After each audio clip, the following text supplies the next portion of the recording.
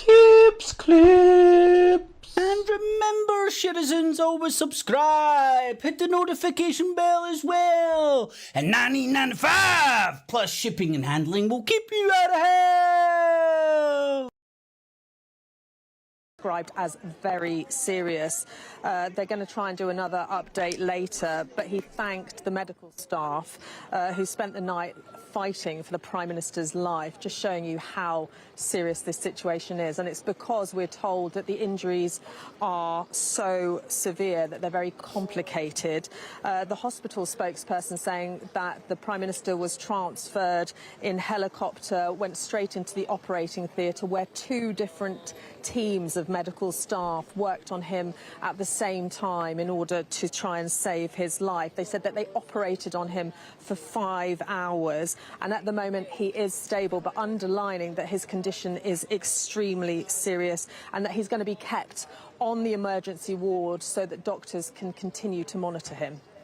OK, so that's the latest update on Robert Fico, the Prime Minister of Slovakia, who was shot multiple times yesterday, as Siobhan was saying, the Deputy Prime Minister saying his condition is complex and he is very serious. We heard from the hospital director also speaking to us, saying that he is receiving urgent care on the intensive care unit, and goes one step further and says his condition is very, very serious.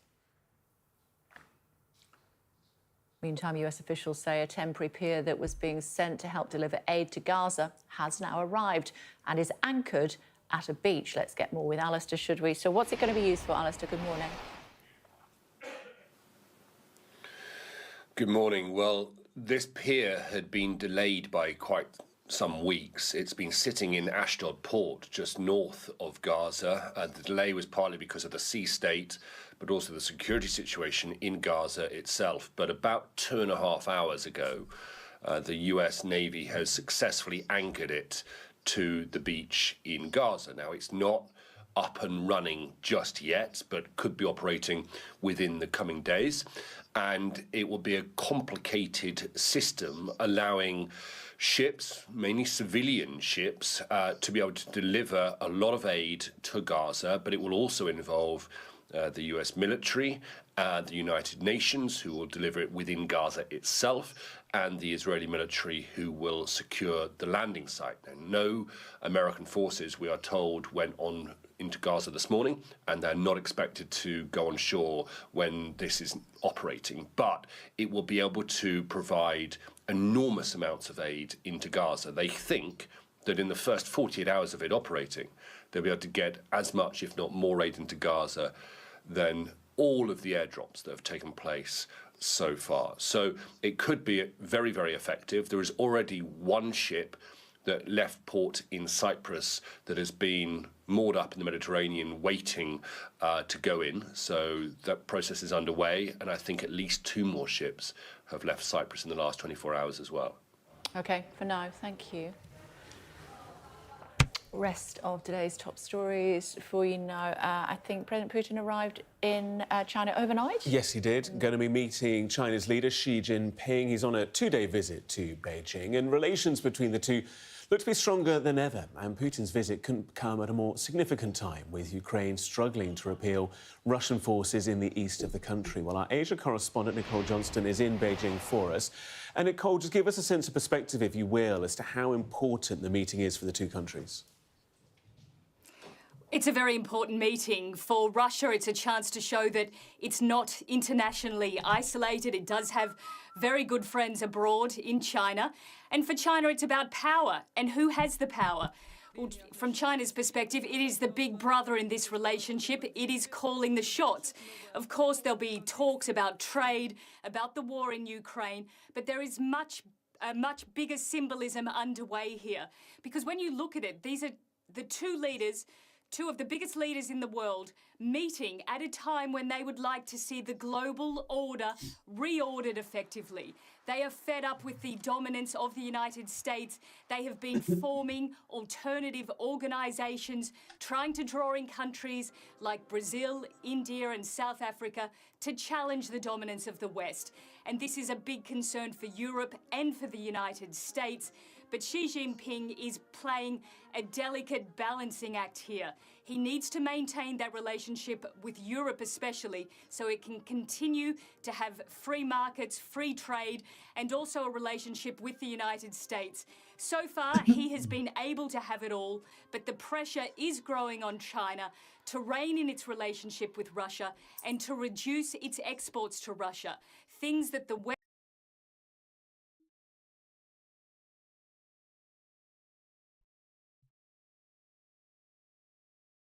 an assassination attempt.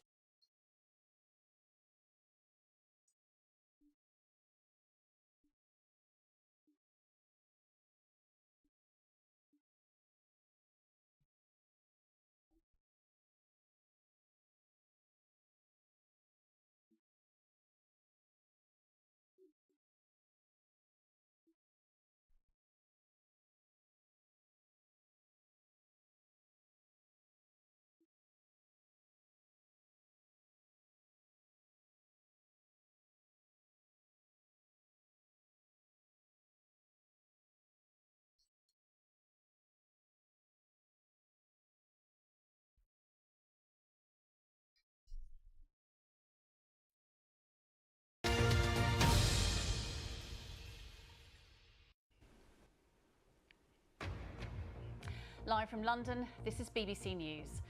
The condition of Slovakia's Prime Minister has stabilised overnight, but he's still in a serious condition after an apparent assassination attempt. President Putin is given a red carpet welcome in China and signs a joint declaration with President Xi outlining the country's strategic alliance. And coming up, we have an exclusive interview with Sir Elton John ahead of an exhibition featuring photographs from his extensive private collection.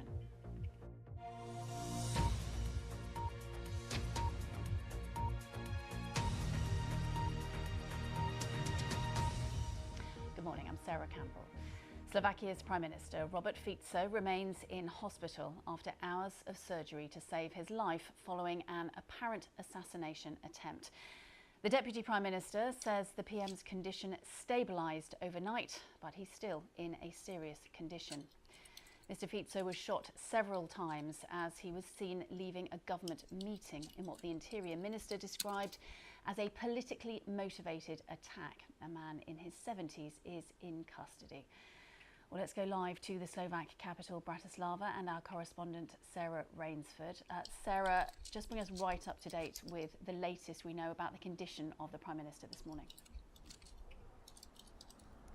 Well, we've heard from the director of the hospital where Mr. Fico is being treated, where he received emergency care overnight and yesterday afternoon and evening. He was in surgery, we're told, for some 5 hours. So that was emergency surgery after he received 3 gunshot wounds. Now, we understand that includes wounds to his stomach and to his arm.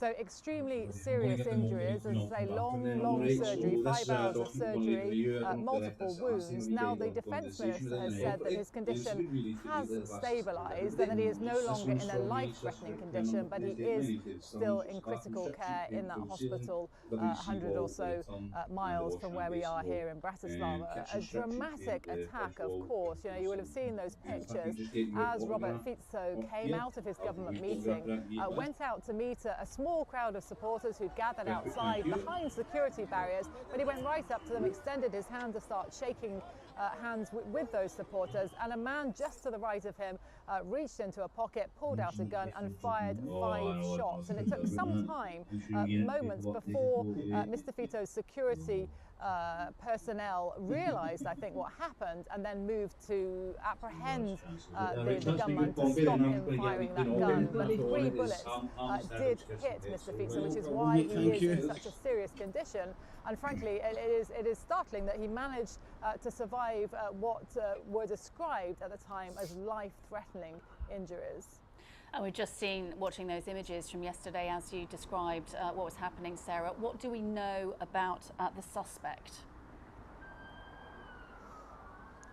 Well, that is extremely unclear. There's been nothing official coming from police, prosecutors. The Interior Ministry has said that this was a politically motivated attack, but we don't really know officially anything about the identity of the man behind it. There are a lot of pictures, of course. He was arrested at the scene. You know, he's clearly visible there, and he has been identified by the media here in Slovakia as a 71-year-old man. The government is trying to portray him as somehow incited to this attack by opposition groups here in Slovakia and by the media here in Slovakia, who the government are painting as forces who have whipped up tensions, whipped up anger, and somehow led this man to make this attack. But his profile is far more complicated than that. He has been linked by the Slovak media to far-right groups. He is known to be a nationalist poet and writer who has written against migrants and against the Roma community here. But he has also made long YouTube videos speaking out against violence after he was beaten up as a security guard in a supermarket. So a complex character by the sound of it. Nothing seems straightforward in this attack, and still nothing official identifying him or trying to explain his motive. Sarah Rainsford in Seems like Bratislava, somebody's thank you. munching to them and And a reminder, you can get much more on from Slovakia online, including this article from our correspondent in the region, Rob Cameron, on how Robert Fico rose to dominate Slovak politics. You can find that on the BBC News website or app. To China now, where Russia's President Putin is on a state visit, his first foreign trip since his unprecedented re-election for a fifth term, and his second visit to China in 6 months. A short while ago, he and China's President Xi Jinping signed a joint declaration stressing the two countries' strategic partnership. In his opening remarks, the Chinese president talked about the two countries' long history, saying the nations are deepening mutual trust and support for one another. President Xi also said he and President Putin agreed on the need for a political solution to the Ukraine conflict. President Putin thanked China for a warm reception, adding that the talks were also pragmatic. Well, let's cross live now to Beijing and speak with our China correspondent, Stephen McDonnell, who's been watching the two leaders. Stephen, hello to you. So Ukraine was discussed. What would be your assessment of the message that the two leaders were giving today? Well, the overall message is just all about the symbolism. I mean, the Biden administration has already accused the Chinese government of offering serious material support for Vladimir Putin's invasion of Ukraine. So equipment, which is not only helping Russia, but also, according to the US government, helping Russia to build more tanks, to build more drones, direct material support from China. And now this visit is also all about offering moral support for an isolated Vladimir Putin. He can't go to many countries because he risks being detained and sent to the International Criminal Court because of that invasion. And yet when he comes to China, he can be in the Great Hall of the People, appearing to his own people as more of a statesman than a global pariah. And then when he has his meeting with Xi Jinping, he says, and I'll give you a bit of a taste of it, our cooperation in world affairs is one of the main stabilizing factors on the international stage. Stabilizing. So he's saying this while he's instigating a bloody, destructive war in the middle of Europe. Together we'll defend the principles of fairness and the democratic world order based on international law. Now, I'm sure the Ukraine government would not agree with that, nor would many people in Ukraine. But he can say that here, and the Chinese government thinks, well, that's okay. And Xi Jinping responds that these two governments are actually upholding justice in the world. Now, I know these are all just words, but to many analysts, they would seem to conflict wildly with reality, and yet they're able to do this. And even, for example, when it comes to trade cooperation, now they're talking it up, talking up the idea that this partnership is getting better and better and the trade is significant. Really, though, it's still well short of China's trade with the US or the importance of China's trade with Europe. That said, there's Russia. It's isolated, has sanctions placed on it. who's going to buy all its gas? Well, China, according to the latest statistics, has increased imports of gas from Russia by 40%. Vladimir Putin spoke today about how great it was that more Russian food was being sent to China. And so while the numbers, are still not massive, you can see how crucial the support can be if you're a country like Russia. Stephen McDonald in Beijing, thank you. And I should say that on the BBC Stephen News McDonald told you page we rule the running, world. there's plenty of analysis from Stephen and from Laura Bicker, our China correspondent in Beijing, giving all the latest lines from that press conference. We call it a press conference. There weren't any questions taken, but certainly statements by the two leaders. To the Middle East now, and the Israeli army says 5 of its soldiers were killed when they were mistakenly fired on by one of its tanks in northern Gaza. 2 shells were fired at paratroopers in Jabalia. These images so how long did that take them? 9 minutes? Of an Israeli strike in Jabalia. Israeli ground forces re-entered Morning, the everybody. area I earlier did this month. see a man about a To our dog to deal with that crap. Dan Johnson, who is in Jerusalem. Welcome to your for us daily this morning. politics. Dan, what can you tell us about this incident in Jabalia? Yes, we know this happened yesterday as Israeli soldiers were sent back into one of the areas that had been declared cleared and free of Hamas fighters as early as January. So somewhere that the IDF had completed its operations but had had to return to because of the reappearance of Hamas fighters in that area. And it's in clearing buildings there that this group of Israeli soldiers were fired on, shelled at by an Israeli tank. That's certainly the early indications that this was a tragic friendly fire incident, perhaps the worst friendly fire incident that we've seen since the start of this conflict in Gaza in October. 5 young soldiers, aged just 20, 21, 22, killed by that tank shelling. 7 other soldiers wounded. 3 of them are seriously injured and receiving treatment, and the IDF is reviewing the full circumstances of how this happened. It is another reminder of the Israeli lives that are at risk in Gaza, and the soldiers are gone. The threat that is still posed to the Palestinian population. Bang is missing a IDF trick here. returns, to Be all areas sorts that of have been artworks they previously could get declared off the safe. back And of that this. is why there is growing discussion of how successful, how sustainable Israel's military strategy is now in Gaza, what its aims are, what its chances of success are, and particularly what the future plans for Gaza are once the military operation is concluded.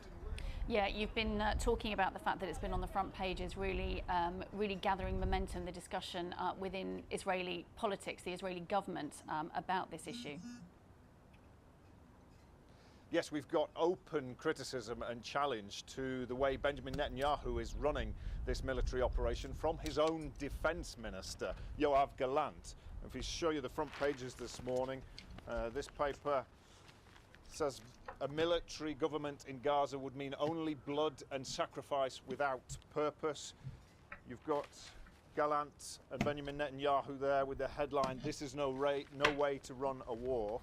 And the Jerusalem Post says Gallant slams Netanyahu indecisiveness on Gaza. And that is all about the question of who will govern Gaza in the long run once the military operation has concluded. Who will represent the Palestinian people? Who will coordinate the rebuilding of Gaza's infrastructure? What actually is the future role for Israel there, for international organisations and the nations too? The winner will get you all the contracts for the rebuild. Cha-ching, baby. Needs to answer. He needs to lay out a clear plan. So far, Netanyahu's response has just been to say that he won't work with the Palestinian Authority, which represents Palestinians in the West Bank, and that his priority for now is purely the elimination of Hamas. Okay, Dan Johnson in Jerusalem, thank you. Double D. Around the world and across the UK, this is BBC News. Can he beat some double D's in the morning? So they mentioned Palestine and Gaza and Israel. Well, that's nice of them.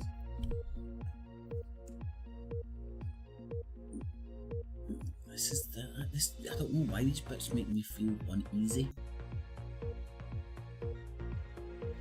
That's us right up, motherfuckers. Welcome back to BBC News. Now let's go back to our top story, and this is, excuse me, that the condition of the Slovakian Prime Minister has stabilised overnight, but he is still in a serious condition after an apparent assassination attempt. Well, the guy who's a YouTuber, Let's speak to Milan Beach, former advisor to the Deputy Foreign Minister of Slovakia, now with the German Council on Foreign Relations. Hello to you. Thank you so much for joining us here on BBC News. You spoke to us so was this guy just wound up? You thought something which is a like, strong possibility, you know. You might not. What did you mean you by might that? not be able to directly after, go. Somebody paid them to go and murder this person. To this apparent assassination but attempt. How? The death threats to leading politicians crazy. in Slovakia, unfortunately, Some of the shit online can drive people is insane. They were becoming normal. It can drive them militant. It can drive them. The ruling coalition was to these extents not doing enough to stop this. This is if that's so. This indeed should what be happened. Needs to be a big wake-up call. No doubt there'll be a million and one conspiracy theories. I was encouraged to see a press conference of the Interior Minister and Defense Minister last night or in the evening with the right message. Stop spreading hatred, both politicians from the ruling camp or the opposition or people at the social media reacting on this Can he put the assassination internet back in the box? The country has to unite. Pandora's already took care of that.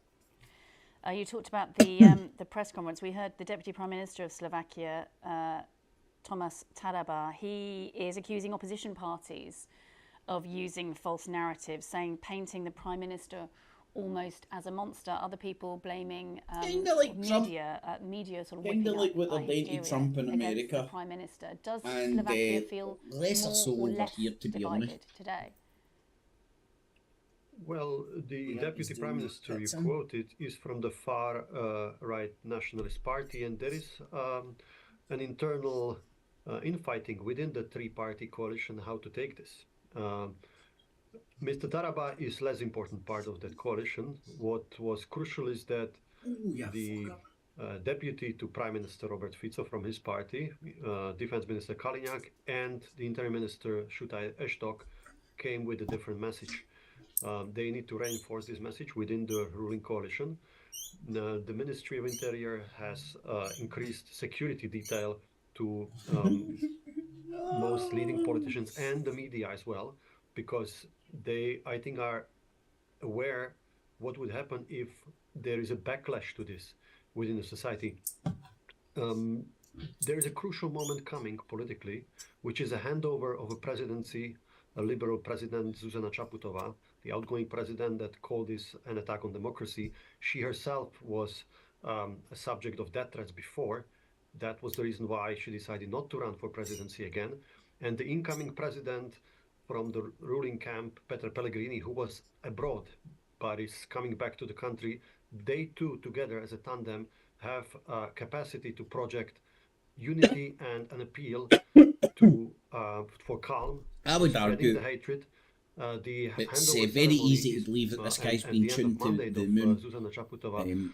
Is set for 15th been a victim of the facto, I think, information war between, let's call it, East versus West. Formally has already you know, started. but like I expect them to lead, including with parts of the coalition, especially the more moderate party within it of President Pellegrini called Hlas.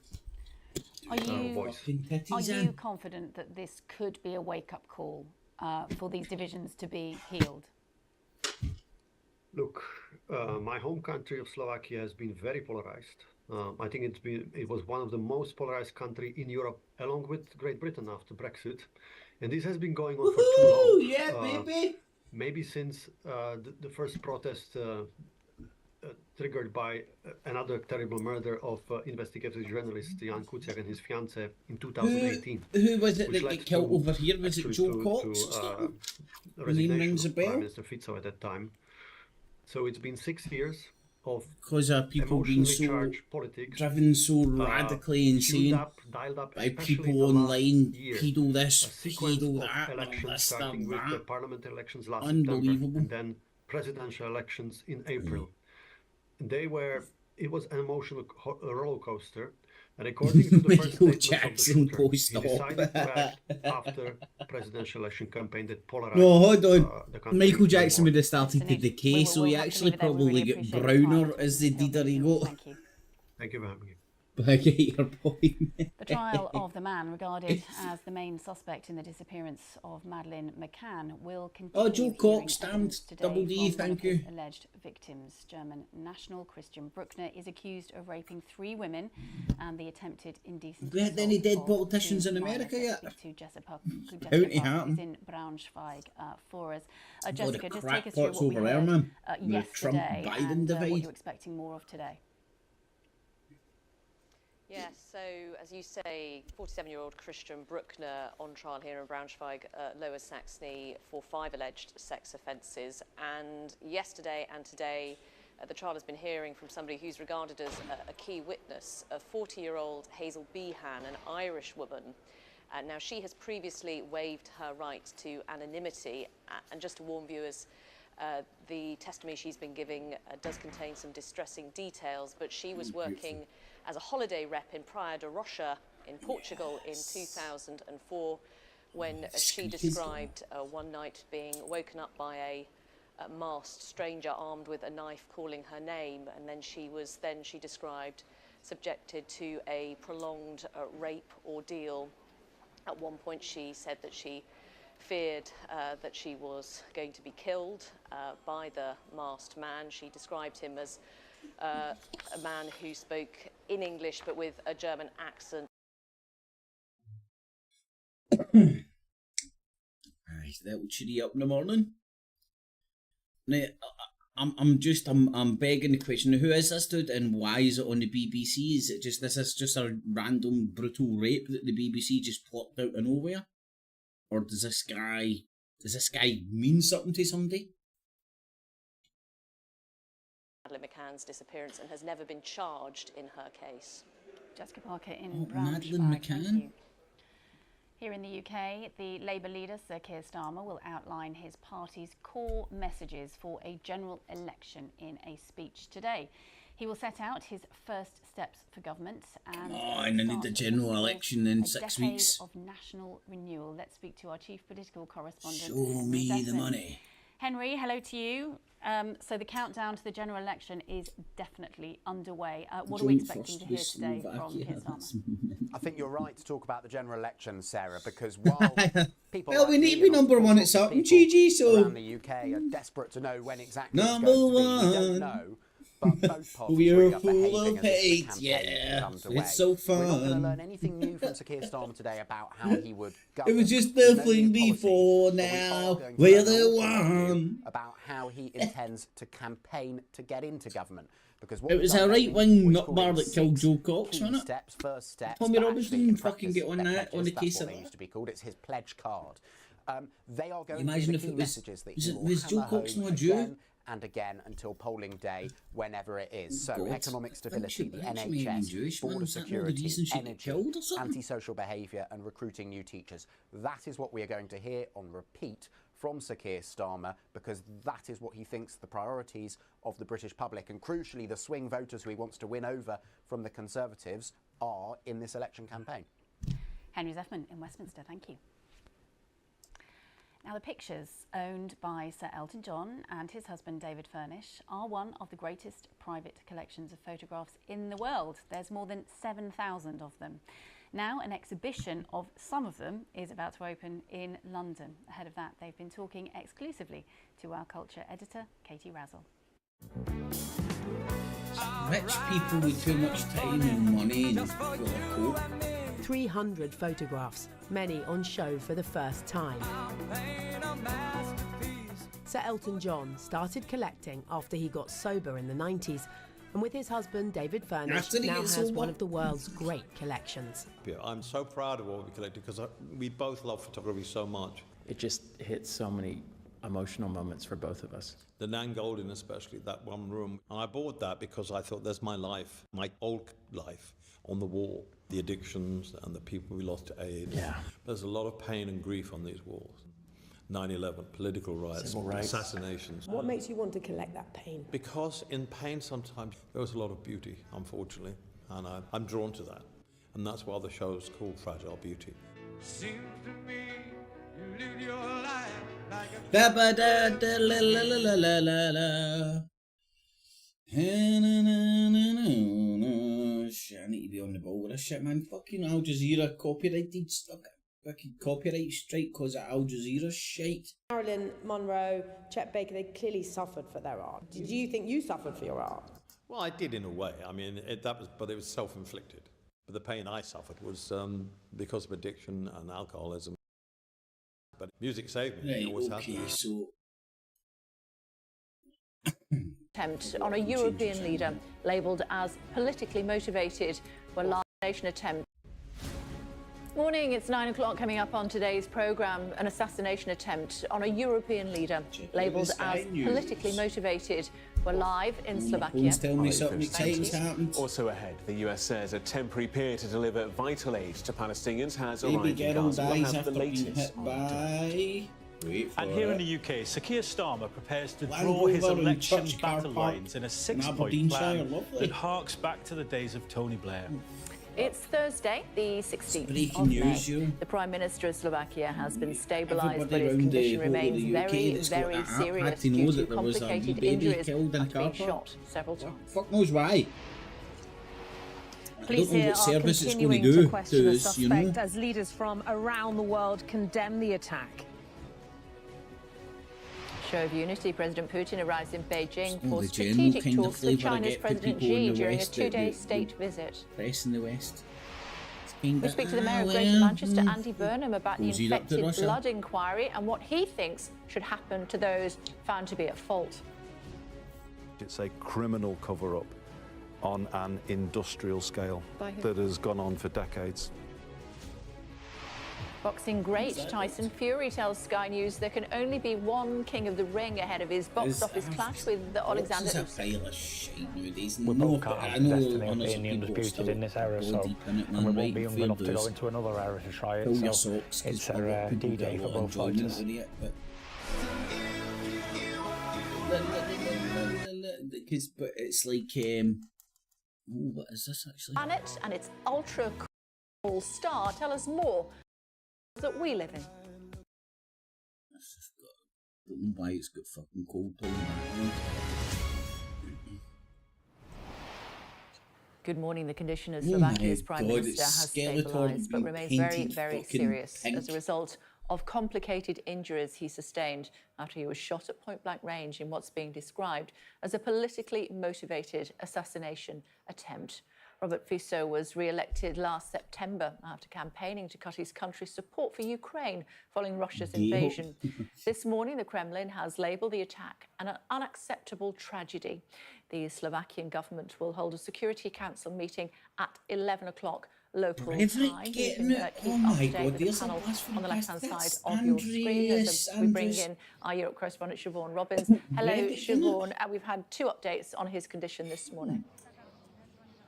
Yes, that's right. The hospital spokesperson coming out with the Deputy he Prime was like Minister to fucking tell us poor. the latest on the Prime Minister's condition, and it is Stormed the beach and extremely started serious. The killing hospital spokesperson saying left-wing that surgeons worked scout for group or 5 something, didn't they? hours on him through the night. In fact, two Oh, what teams world we live. worked at the same time in order to save his life. It was confirmed that he was DJ? that 5 shots were fired and that the injuries sustained were extremely serious, which has made the situation more complicated. He's now being cared for in the intensive care unit. This is what the Deputy Prime Minister had to say. They managed to stabilize his condition. Unfortunately, his condition is still very serious because of how complicated his injuries were. But all of us want to very much believe that we will manage to overcome this situation.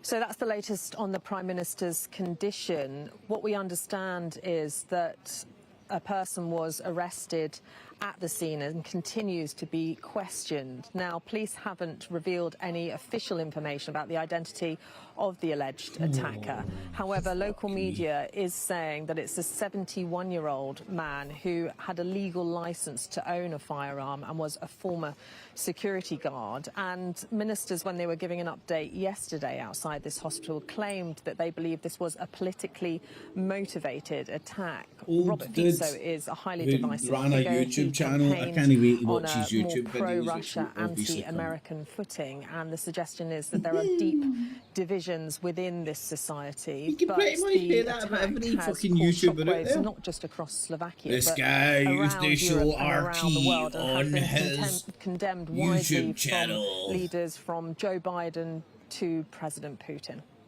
Okay, for now, thank you.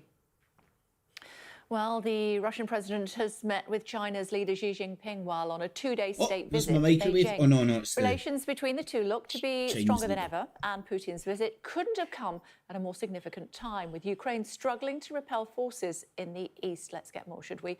With Nicole, who's standing by for us in Beijing. So what's planned as part of this Ukraine will two-day get its ass visit? Will there be handed any to statements at big the time, end like, of it? right now, man. Well, so far they've been meeting in a great hall of the people. They've been signing documents. There has been some statements given to state media where they've reaffirmed how friendly they are. Of course, this conversation will be about trade, it will be about energy, and it will be about the war in Ukraine. But it's also about much more than that. These two men effectively want to see a reordering of the world. So in the great power politics of the world, they want to challenge the United States and its global dominance. And this has been clear for the last few years. We've seen Chinese President Xi Jinping forming all sorts of alliances and different organizations, trying to bring in countries like India, like South Africa, and like Brazil. So this is what is going on behind the scenes here, and the symbolism of it is very strong. You can see those incredible pictures of the scale of this state visit. But Xi Jinping is also under a great deal of pressure from the United States and from Europe. He is having to try and strike a delicate balance here because he wants to continue to trade with Russia. Now, China is sending all sorts of dual-use items, electronics and machinery tools to Russia, which the West says enables Russia to continue to wage war in Ukraine. It's also getting cheap oil and gas from Russia. But at the same time, China needs to trade with Europe, trade with the United States, try and keep that relationship stable. And consistently, the message has been from the West that Xi Jinping can't have it all. He needs to rein in that relationship with Russia. But here in China, there is no sign of that. The Chinese president is adamant that he should be free to have a relationship with any country that he chooses. Okay, for now. Thank you. So you've put up stuff for your. Of course, we'll update you with what's happening with the Slovakian Prime Minister, as well. I keep saying President today, throughout the day here on Sky News. What's happening in Gaza? Yes, developments there with regards to aid delivery. This is US officials saying a temporary pier that was being sent to help deliver aid to Gaza has now arrived and is anchored at the coast. Let's bring in our Middle East correspondent, Alistair Bunkle, who's live in Jerusalem for us. And Alistair, how much of a real-world difference will this make to the delivery of aid into Gaza? It looks like when it's properly up and soothing, running, and that could be in the coming days. And by that I mean when ships are actually docking and using this new facility, then I think it could make a real difference, assuming it runs smoothly. And I think that's quite a big assumption to make at the moment, given the security potential, the potential security implications of what's happening. But there's an estimate that within the first 48 hours of it being up and running, they could get as much aid in as all of the aid flights put together. So I think that gives you some indication of how much aid could be taken into Gaza. And that would be a soldier standing there at your right-hand side. The less desperate people get, and therefore, of course, the security situation could become much better, particularly in the north of Gaza, where there is a real acute need for it. So what has happened this morning is that finally, it's been delayed by some weeks, finally the pier has been anchored into the beach in Gaza, and now the rest of it has to Is it just me because you don't normally listen to news on headphones? Have left Why do they all sound like they're full of coke? There's one Their noses that sound left about a week obliterated. ago and has been waiting in order to make the move and go in. Two more, I think, left within the last 48 hours, and so they are starting to get the ball rolling, and so we might see movement on that front and the first aid arriving in the next couple of days. Alistair, for the moment, thank you. We'll follow those developments closely. So, the Mayor of Greater Manchester, the Andy US Burnham, military, says those involved in the Western infected military blood scandal should face complex to think prison. the Brits Mr will be in Burnham there as says there well. needs to be They have a accountability in what's presence widely considered the right worst off treatment the coast disaster of in the Gaza. history of the NHS. People were knowingly given unsafe blood products. Okay. Do you think people should end up in jail? Yes, I do. There has to be accountability because, you know, often with these things in this country, they go on for so long and nobody is then held accountable. People were often, infected every and they fucking weren't time, told. mate, it's I mean, no how but can by that accident. possibly be allowed to happen in a country like See ours? the But that Labour is guy what at happened. You know, Manchester, people were maybe? HIV or Hep C positive, and they Why weren't the told fuck their is he at a diagnosis. football That stadium? is scandalous. There needs to be a duty of candour on all public service. No Right, interview. I like them until they realise he was a in the politician, wilderness. and I'm like, Well, you can watch Kay's he's full saying interview with what I Andy Burnham want to later hear. this hour. Also discussing the And future that's always of a bad Football sign, Club, Manchester politicians. United's new co-owner, and of course what on earth went on at the Co-op Live Arena. Meanwhile, one of the country's top midwives has told Sky News that action needs to be taken now to improve the quality of maternity services. Right, so they've slipped into cannon fodder. Let's see. Oh man. Get ready yourself for some dead babies and bodies. Top of our news. Israel says 5 soldiers have been killed in friendly fire as it renews its ground offensive in northern Gaza.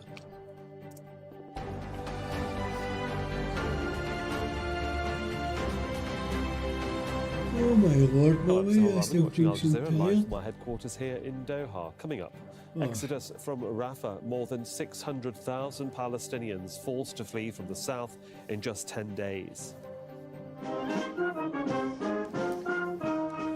President Vladimir Putin's on a state visit to China, seeking more support for Russia's war in Ukraine. And fleeing the fighting around Kharkiv, more people are forced to join millions already displaced by the war.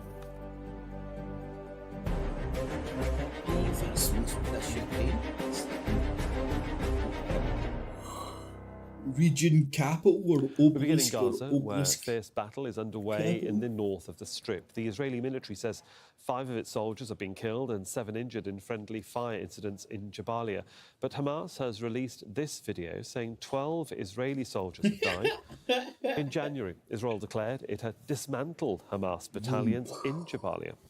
War poor. We'll have Israeli reaction very shortly. Mohammed War, Jamjoon is standing war. by in Amman, in Jordan. But first, let's cross over to Tariq Abu Azoum, who's in Deir al-Balah in central Gaza. So as the sun rises, Tariq, the overnight death toll rises, and the focus continues to be now up in the north of the Gaza Strip.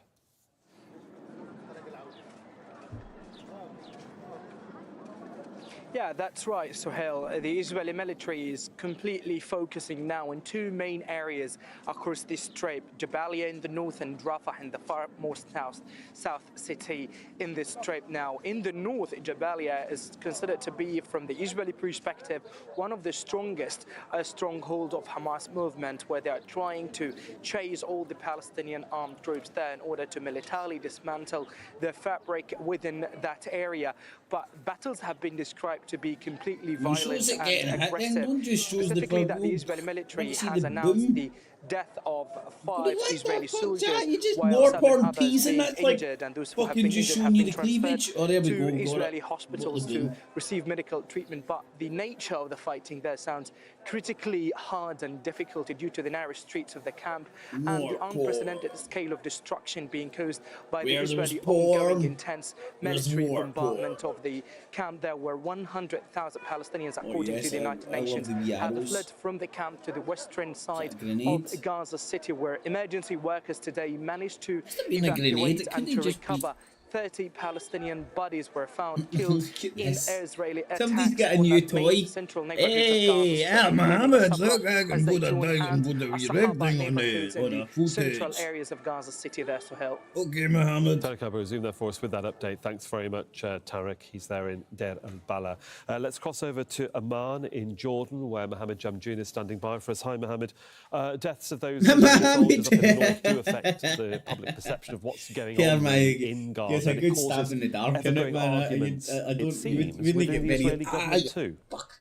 We need to get long odds on that. That's right, Sohail. Let me first just mention what little we've heard thus far from the Israeli government regarding this particular incident, which is being called a friendly fire incident in which 5 Israeli soldiers were killed as a result. There was a statement from the Israeli army that says from the initial investigation, it appears that the tank fighters from this paratrooper company identified a gun barrel coming out of one of the windows in a building and directed each other to shoot at that building. We expect we'll be getting more about that particular incident in the hours to come. Now, why is this something that is being focused on so much in Israel right now? It's because there is mounting worry being expressed by not just military leaders in Israel, but also by the public in poll after poll questioning as to if the Israeli military campaign in Gaza is being conducted correctly. One of the reasons these questions are being asked is because the public is seeing that Israeli military battalions are going back into parts of Gaza, like in the north, for example, where they had previously fought Hamas fighters, where they had issued statements in which they said that the area had been cleared of Hamas fighters. So this is really showcasing to the Israeli public that the military campaign in Gaza is not going nearly as well as they had said it would. This is happening at a time when we're seeing more and more military leaders that are questioning publicly what exactly is going to be going on in Gaza after the war is finished. Also, you have military leaders that have been quoted, unnamed military leaders, but military leaders nonetheless, throughout the Israeli media landscape the last several days, in which they are saying that there needs to be a plan put in place for how Gaza is going to be governed. They are also saying that the Israeli government needs to be adhering to the advice of the Americans. They are concerned about the fact that the Americans have said that they are not going to be shipping more weapons potentially if the Rafah invasion continues to go ahead. They are worried about what this means for the war in Gaza as well as potential other conflicts on other fronts. Clearly, the military concerned, the public concerned, even though in poll after poll, the majority of the Israeli public continues to say that they back the war effort, they are increasingly questioning as to how that war effort is being conducted. And one of the things that's making them question this is the fact that they are seeing more and more soldiers killed, and they are seeing more and more military units go back into areas that they had previously said they had cleared of Hamas fighters. So, Hale? Mohammed Jamjoon there for us in Amman in neighbouring Jordan. Thank you. We're just going to remind you that Mohammed Jamjoon is covering that story from Amman in Jordan because Israel has banned Al Jazeera. So we're reporting from outside of Israel. Well, as Mohammed mentioned, the fighting in Gaza isn't just confined to the north. Israeli forces are also operating inside Rafah, forcing 600,000 Palestinians to flee the southern city in 10 days. And that's since Israeli forces took over the Rafah border crossing and announced an offensive in the city's eastern areas. Humanitarian agencies say the scale of the crisis defies imagination. So let's bring in again Tarek Abu Zoom, who's standing by for us in Deir al-Balah in central Gaza. So people continue to leave Rafah even as the Israelis attack, and even that journey in itself is so very dangerous.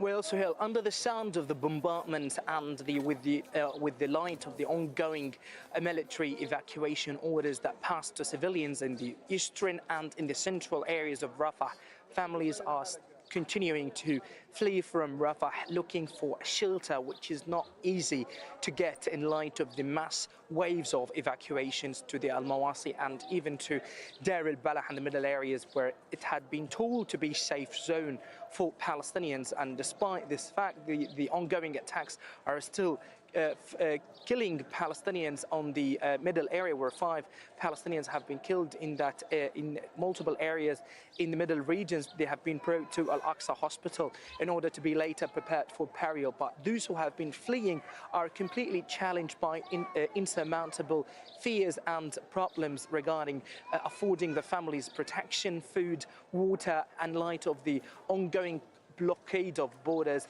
and a closure of aid entries to the territory. Only the Israeli authorities have allowed 2 commercial trucks to get into the Gaza Strip, and certainly they are sold in the Palestinian market within the skyrocketing prices. But those families, as we have been talking to them, they have been expressing their deep sadness and grief as they have lost hope even to return to the homes in the north of the Strip, saying that Israel is seeking deliberately to take the full security control over the Strip. It means that we might witness more expansion and extension of the fighting for more upcoming months, which means that there's going to be no end for our misery and even atrocities in the foreseeable future. Sohail. Tarek Abu-Azim, of course, will continue to check in with you through the day and follow events with you as they unfold. Thank you. Now, Israeli forces have carried out raids in cities across the occupied West Bank. They stormed several branches of a money exchange company, accusing it of supporting terrorism. 3 Palestinians were killed and 2 others injured in the raid on Tulkarem. Meanwhile, Israeli settlers also attacked Palestinians and their properties northwest of Nablus. Zain Basravi joins us now live from Ramallah in the occupied West Bank. You hear Just all tell us those about these names, latest raids, Zain. What do we know? Bethlehem, Nablus, and it just reminds you of Yes, it's been another very busy night biblical in the occupied stories West Bank. But what back in the stands day, out doesn't it? is the raids on all 11 branches of one exchange company here in the occupied West Bank. What we know is that here in Al-Bireh, this exchange house was raided, but their branches as well in Tulkarem, Bethlehem, Tubas, Jenin, and Nablus were all stormed. 4 people were detained, and we know that this exchange company has been accused of dealing with, as the Israelis put it, so-called terrorist groups. But let's go through exactly what happened. Now, this is one of the largest, if not largest, exchange companies in the occupied West Bank. They estimate that their losses are around 4 million shekels. That's more than $1 million. And this isn't the first time that this has happened. In December, the Israeli military carried out some similar raids on exchange companies a different company, but also this one. Last time, they lost 1 million shekels, close to around 300,000 US dollars. Their laptops, their computers were confiscated. They even took entire safes and everything inside. The raids lasted between 11 p.m. last night to 3 a.m. this morning. They were simultaneous, and they emptied out the operations almost entirely. Now, this has all the hallmarks more of a heist than any sort of police action, and what it has done to the communities here is people are now afraid, they're paranoid, and this is yet another example of a kind of collective punishment where Israel accuses civilian businesses of being affiliated somehow without providing any evidence with so-called terror groups or armed groups. And what we know is that ahead of these raids, there were no legal proceedings preceding these raids. They simply accused, they left flyers saying that any sort of association with any sort of armed group makes them guilty of being so-called terrorists as well. So it is accusation, it is action, and then it is creating fear and intimidation in these civilian communities. Again, not the first time this has happened. It really seems like a smash and grab to the tune of millions of shekels, at least $1 million or more. Zain Basravi there for us in Ramallah with the update. Thanks very much, Zain. Now, the International Court of Justice is due to hold hearings over extra emergency measures sought by South Africa against Israel's attacks on Rafah during its war in Gaza. Now, Pretoria is demanding an immediate halt to Israeli violence. More than 1.5 million Palestinians who'd been sheltering in the southern city are now fleeing. South Africa wants the court to order Israel to allow unhindered access to the Strip for UN officials, humanitarian agencies, journalists and investigators. The UN's top court ordered Israel in January to do everything in its power to prevent genocidal acts and allow aid into Gaza. Hassan Barari is a professor of international affairs at Qatar University and joins us again here in studio. A little while ago, I was speaking to William Shabazz. He's an expert in international law, giving us his opinion about what's going to happen at the ICJ later today. It's the 4th hearing now that South Africa's brought to the ICJ. And he says their position will be, this is the end for Rafah and the Palestinians need to be saved. Is that what you think the style of presentation will be? Well, probably, but we have to look at the wider context here. That when South Africa, went to the ICJ in order to look whether Israel has been committing a genocidal war against the Gazan. So it's a continuation of this effort. It's a lot of international pressure put in Israel to allow for humanitarian aid, and Israel is not budging these days. Given also the internal division within Israel. It remains to be seen if Israel is gonna, cooperate with the international community. The hearing is very important because it also provides much evidence for external actors to step in and put real pressure on Israel. When I say real pressure, I'm saying that price tag, because if you keep saying that Israel should do this, Israel should not do that, the Israeli would listen to that, but then they will continue business as usual. But when you place price tag, Israel would rethink its position. I think all hearings and the international pressure is very important. The question whether it's gonna bring an end to the war, I think this is maybe a far-fetched. I mean, the court can listen. The court can tell Israel what to do if it wants to, and it has in certain cases about what it's expecting, certainly in terms of humanitarian aid. But we have seen that Israel doesn't comply, and the court can't compel it to comply. But the psychological message that's being sent to the international community is where the impact is. But that's not going to save lives, is it? Exactly. There's no mechanism for the implementation of any ruling of the ICJ. They can come up with any resolution they want, but the Israelis can choose not to comply. But here, what I'm talking about is that it gives ammunition to the international community to call a spade, to tell the Israelis that, what you're doing is a genocidal attempt to probably clear out Gaza from the Palestinians. And this will, again, I think this will feed the internal debate in Israel, because I know there's some shy debate in Israel about whether Israel is right about dealing with the Palestinians. Everyone is talking about the day after, but what about the fate of the Palestinians on the ground? What's going to happen to them?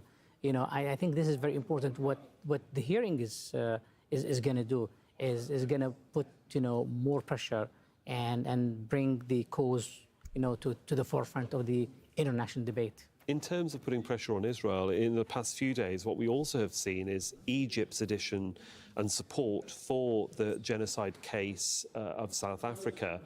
Egypt is one of the few Arab countries that does recognise Israel. It borders the country itself and also Gaza. How much of a difficult position now is Egypt in? Because firstly, it's saying Israel now, if it's going to support this case, is perpetrating genocidal acts, yet it's not doing anything on its own since October the 7th. Well, Egypt is doing a balancing act, on the one hand, want to keep the relationship with the Egyptians. Will Egypt occupy the Rafah that was crossed on May 7th? And now they threaten not to send any aid to the Gaza. The Israelis don't recognize with the war, by the way, laterally, with the right whatsoever, because it might. Hassan Brari, will look forward to seeing what is said at the ICJ later in the day. Thanks very much for your comments. Sure. Thank you. Still ahead here on Al Jazeera. I'm Rob McBride, deep underground Seoul City in South Korea, preparing for the next floods. Well, I'd get above ground, mate. Storm off the Brest Peninsula, making. I have to say, for it, rain area. See his name, slowly Scottish. east for the sun. Yeah, from. I'm pretty sure he's on BBC, by the way. The first his country. name definitely. So let's see what RT they're going to lead with Jinping and Putin, I would imagine. And entered your 5th presidential term. I want to congratulate you and the entire Russian people. I am convinced that you will certainly lead Russia Winnie the to Pooh. great achievements in national development. The two leaders also sign a multitude of agreements on trade, technology, culture, and other aspects of bilateral and international cooperation.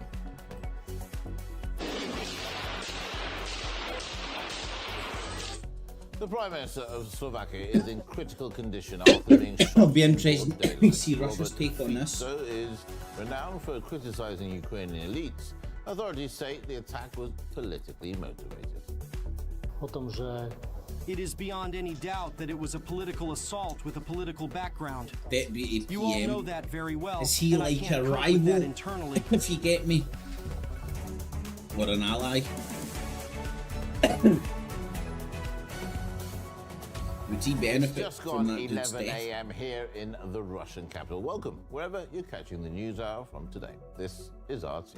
Sounds a wee bit slower on this morning. Russian President Vladimir Putin has officially met with his Chinese counterpart Xi Jinping. Can make him out a wee bit now. The Great Hall of DJ in the People in morning. the heart How of you doing, Beijing. And the delegation signed a raft of documents to strengthen cooperation between their countries, with a focus on international trade. The two leaders also emphasized the importance of paving the way for a more multipolar world order. Multipolar, that's what I couldn't. Multipolar, not Russia and China bipolar, stand firmly for the multipolar. UN-centric international system and a world order based on international law. We coordinate closely our positions on such platforms as the UN. It's the Chi-Coms talking about a new world order.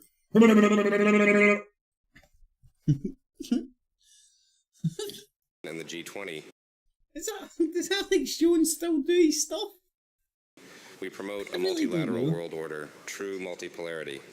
We also intend to promote a political settlement of problems in global hotspots, seeking truth, justice, and fairness in today's world. There is still a Cold War mentality, unilateral hegemony, bloc-based confrontation, and a policy of strength. These are threats to global peace and security of all countries. You won't get this anybody else. Our negotiations have once again demonstrated that the approaches of Russia and China to many international and regional problems are close or coinciding. Both countries pursue an independent foreign policy. We are working in solidarity to form a more just and democratic multipolar world order, which should be based on the central role of the United Nations and its Security Council, as well as international law, cultural and civilizational diversity, and a balance of interests of all participants in the global community. Right, let's discuss this live now with CGTN correspondent Dong Zhu. Dong, thanks so much for taking the time to join us. Exciting times, really. Vladimir Putin and Xi Jinping have signed these bilateral agreements after holding talks in Beijing. But how do you assess the current level of relations between these two neighboring countries? Well, thanks for having me. And I want to use a quote from China's foreign ministry where both the foreign minister and the spokesperson has repeatedly said that the relationship between China and Russia has become a fine example for major countries and neighboring countries to treat each other with respect and candor. As you know, you might aware, this year also marks the 75th anniversary of the diplomatic ties. And for the past over 7 decades, the two countries have established cooperation at all levels, including law enforcement, security, energy investment, culture, economy, and trade, and have ever since deepened the political mutual trust and firmly support each other, especially on issues concerning their core interests, such as sovereignty, security, and development. And also, Chinese Foreign Ministry earlier said that the two presidents have been key to the smooth and stable development of the China-Russia ties. You know, Beijing has repeatedly said that the relationship between Beijing and Moscow is maintained on the basis of non-alliance, non-confrontation, and not targeting any third party. And both said that they strive to for a long-lasting friendship and to continue deepen their comprehensive strategic partnership. And also, I want to bring up the interview that President Vladimir Putin did with China's Xinhua News Agency ahead of his visit, where he mentioned that the Russia-China relations have reached an all-time high, despite a tough international situation, adding that the two nations should and will continue to strengthen ties.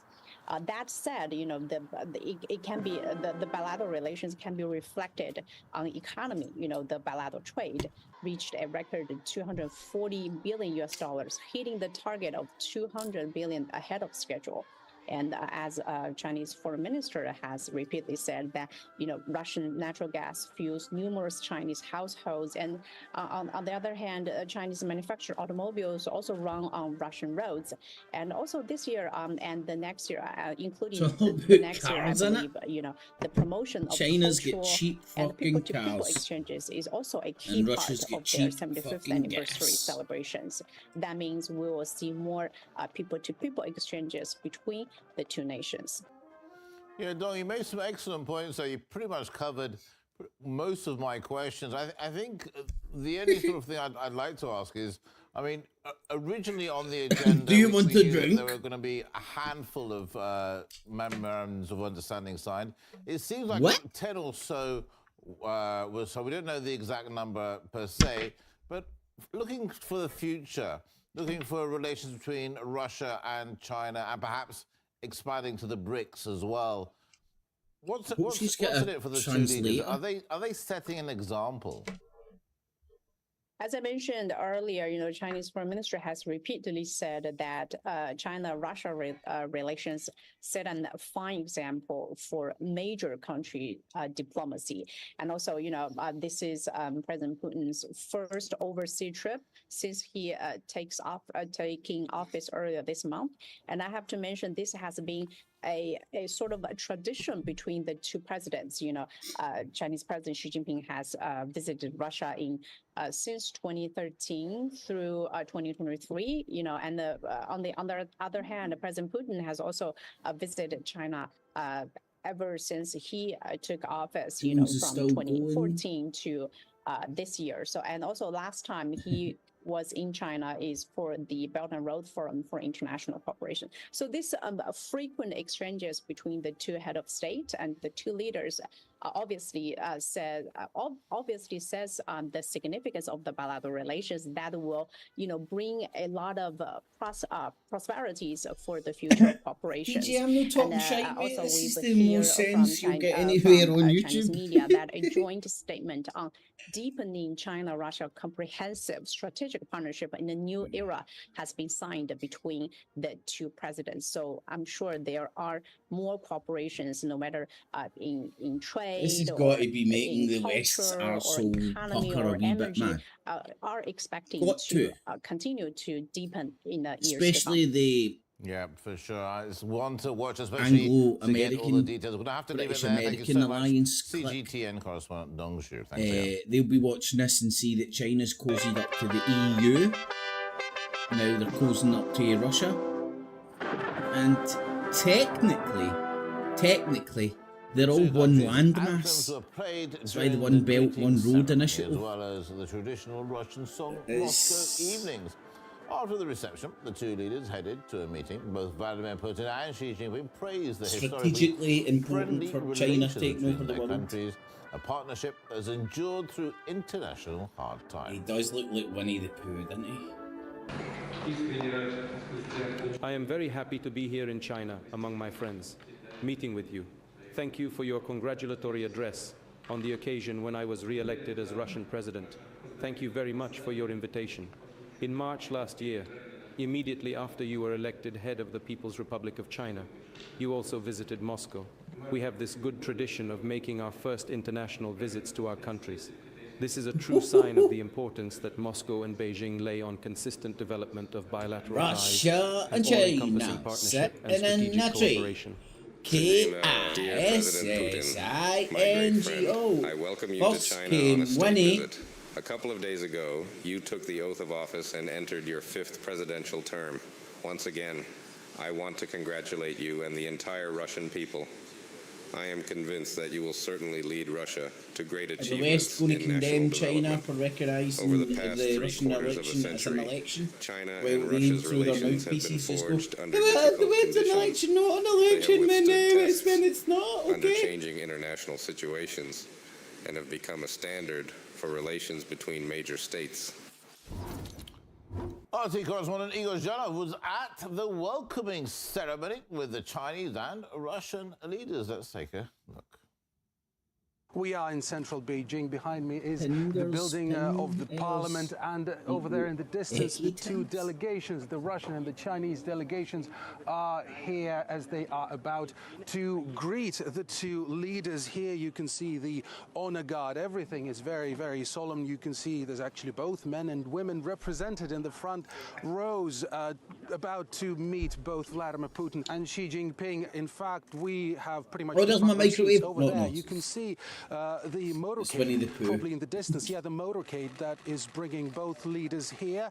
They are pulling up shortly. They will be stopping by the curb. Obviously, we can see very well luxurious sedans are pulling into the square here right next to the parliament. We're about to see both leaders, Vladimir Putin and Xi Jinping, shortly. The police motorcade over there as well, of course. But yeah, they have just pulled in. It is happening again live as I speak for Vladimir Putin. Oh wow, just a coincidence. Live as I speak. Inauguration as the Russian president. Clearly a very symbolic event here for Vladimir Putin and for China as well, given how much effort Western nations, the US, NATO and the EU have put into isolating Russia. The very reception here clearly shows the level of respect and the I love watching soldiers, man. That both Russia and China enjoy. And we can hear the orchestra right now. They have just tuned in. Obviously, the ceremony has officially kicked off. We actually could hear, because we have been standing by for quite a while here, we could hear the orchestra, which is just below here. Your eyes, man, you're on camera. Oh, yes, anthems, both the Russian and the Chinese anthem. The leaders are over there. You can see Vladimir Putin over there shaking hands with the Chinese delegation. They have a lot to discuss. Just for context, Vladimir Putin is anything but traveling alone here. Is there a Winnie the Pooh retinue of Snapchat? ministers, advisors, businessmen, all of them accompany Vladimir Putin, including both the former and the current defense ministers of Russia, Sergei Shoigu and Andrei Belousov, respectively. They are here and they are expected to meet together with Vladimir Putin with Xi Jinping. So clearly the issue of Ukraine is on the table, as the Russian leader stressed in an interview to the Xinhua news agency, a Chinese news agency. He believes that the Chinese peace initiative for Ukraine could be in the foundation of the eventual agreement that, well, sooner or later, rather the latter, will be signed between Moscow and Kiev. But in fact, Vladimir Putin has stressed that the Chinese approach is very preferable here. And over there, the ceremony continues. But again, the Ukrainian issue is just a footnote on the agenda of today's visit. As I've mentioned, both countries, both leaders rather, they are accompanied by large delegations. So it means a lot of documents are on the table. Many of them apparently are of commercial nature. So that there's a thick stack of papers about to be signed, and whenever you arrive to Beijing, the Chinese capital, it has this feeling to it that the opportunity is around every corner, that big money is around every corner. We are a little bit torn here between looking into the camera and just witnessing the ceremony, which is happening literally a few meters away. Look into the camera, mate. Indeed, we could hear at first the Russian anthem played here on the main square. At the same time, we could hear artillery pieces solemnly firing their cannon. It was a very solemn. Do you know what that's probably called? It's very pompous. Asia narratives. Aina, thank you so much for taking. Yeah. Putin in China, sitting in tree. 16 yard. They'll be telling you how great it is. Signing deals. Blowing each other, getting a wee reach around. Jinping will be giving him rice, and Putin will be giving him vodka, of course. Open your eyes, man.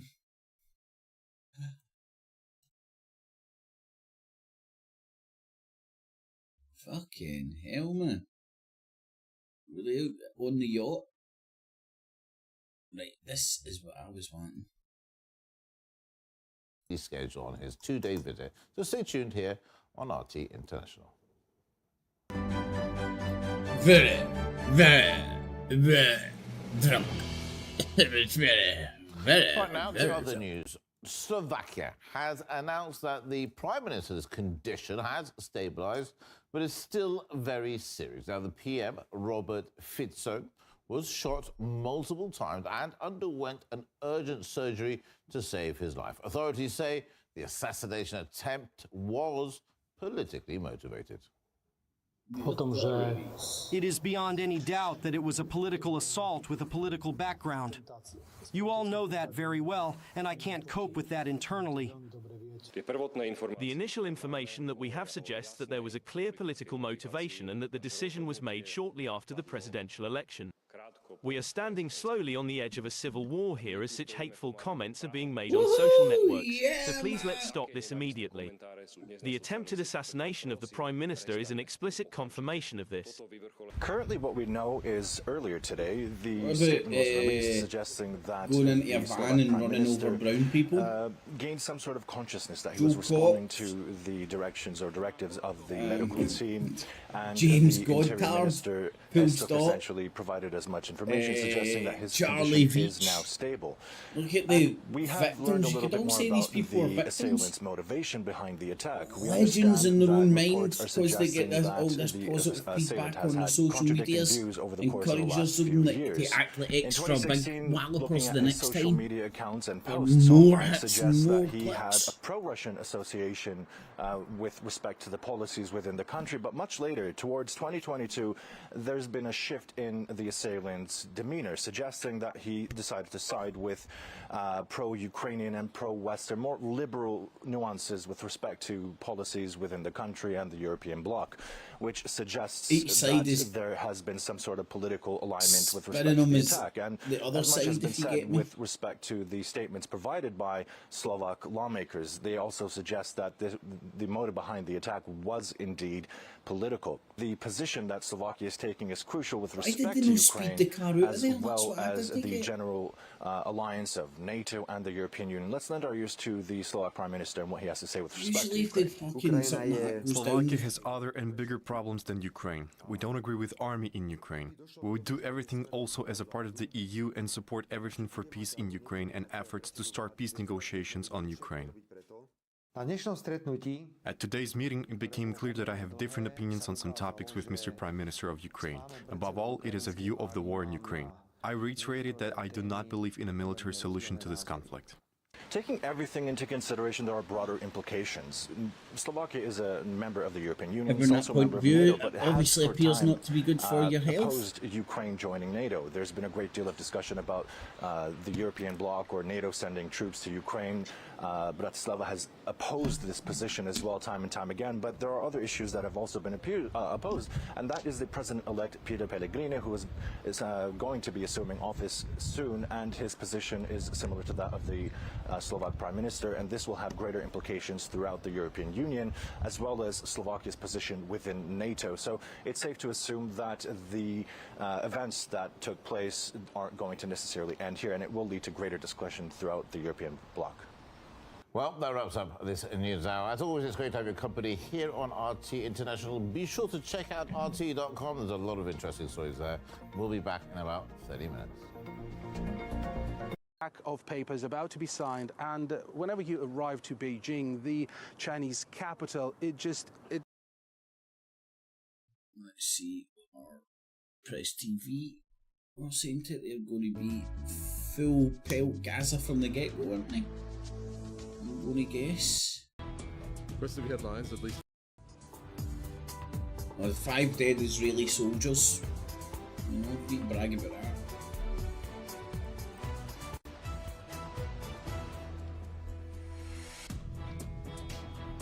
Rest of the headlines, at least 5 Israeli soldiers are killed and several more injured in northern Gaza amid renewed intense battles in the region more than 7 months into the onslaught. The Hamas leader says Israel's approach to Gaza ceasefire proposals confirms that it intends to continue the aggression and does not care about the fate of its captives.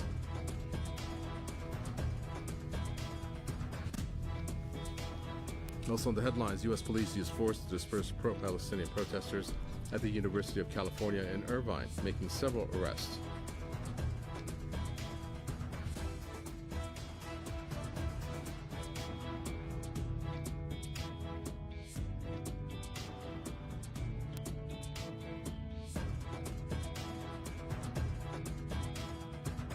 Well, welcome to our studios here in the capital, Tehran. This is Press TV News. Thanks for joining us.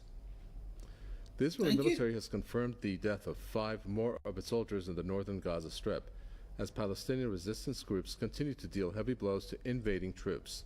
7 troops were also wounded, including 3 seriously, in an incident the Israeli military claimed was a friendly fire.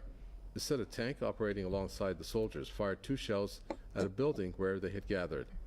The Israeli military has so far acknowledged the death of 278 of its forces since it launched a ground offensive against Gaza in late October.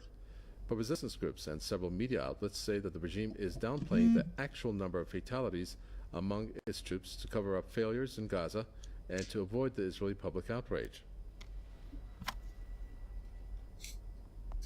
Hamas figures aren't real.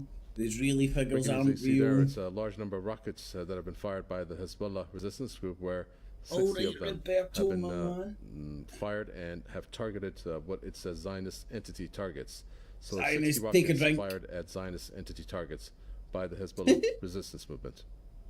My Well, God, the this US guy is genocide in really Gaza bad. continues unabated as I don't mean him any intensified air harm, strikes but he's and just a artillery really fire bad leave a trail of presenter. death and destruction across the besieged territory. He really In the sounds latest like attacks, a 4 3-year-old civilians were killed and reading several others a wounded book. after Israeli forces shelled a house in the southern city of Rafah. The Palestinian was also shot dead by the occupation forces' gunfire in Deir al-Balah city. Oh in yes, there central we Gaza. go, there we go, Another man. Palestinian was killed Have and several some of others that with your injured with the cornflakes. occupation's bombing of a residential apartment in the Nusayrat camp in the central Gaza Strip. Fucking mighty Overall, me, Israeli man. forces killed 60 Palestinians and injured 80 others in a single day. The death toll from the regime's genocide now exceeds 35,200. Over 79,000 Palestinians hell, have been man. injured. Thousands more have gone. I'm trying to look at other things here. A Palestinian woman was reportedly killed while 6 at least were injured over the attack. In the meantime, the Israeli artillery shelling was maintained against the northern part of ginger the refugee camp.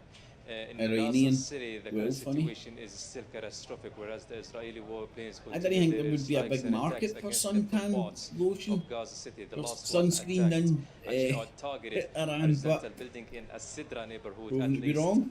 3 Palestinian civilians were reportedly killed over the attack. Needless to mention that massive destruction unfolded in a Zaytun neighborhood after the Israeli occupation forces withdrew and retreated from that area. Everything was targeted and destroyed, including the residential buildings, the infrastructure. I mean, the vast majority of the residential buildings became and laid to ruin over those continuous and incessant attacks that continued for at least 6 consecutive days during the ground Who is it offensive that says against that? neighborhood. I'll be home for kippers for my breakfast or something. Oh man, was that no one read The Wharf or something? Underway and abated with more air strikes and Read attacks The Wharf, against wasn't it? The wee, the hologram H or whatever his name was, in and he came back as this pure. It was in Oh an wow, hour man, ago. blast for the past. And in the DJ, meantime, as man. you know, dozens of the Palestinian residential buildings were destroyed It's like over those porn for serial instances, killers. Israeli strikes and attacks. It's crazy, and it's like it's like they're trying to outdo each other who can show the most graphic shit. Just because it's real and it's news, like, you can just tell me about the babies being missing limbs. I believe you. You don't need to fucking show me the images unless there's something else going on. The International Court of Justice will hold hearings on a new request See, from look South behind Africa them. over Israel's invasion of the southern Gaza city of Rafah. The hearings on Thursday and Friday will focus on the call for the top UN court to take additional measures to protect Rafah from quote genocidal operation threatening the very survival of Palestinians. It has also requested the court for Lord unrestricted Flash. access of aid to Gaza That and to sounds. ensure That Israel sounds. reports back It whether rings it a has bell. Is that adhered what to his the name orders. was? The hearings are part of an ongoing case Rick that South Mail. Africa has filed at the ICJ last December, accusing Israel of violating the Genocide Convention. In January, the court ordered Israel to take measures to prevent genocide in Gaza, Oh, a super but stopped tramp short of song as well. ordering a ceasefire. It must be a thing then or Several something, countries, you know. including Egypt, Turkey, and Colombia, I'm not have aware of formally it because I requested to don't. join the I'm case not the against biggest fish Israel. fan.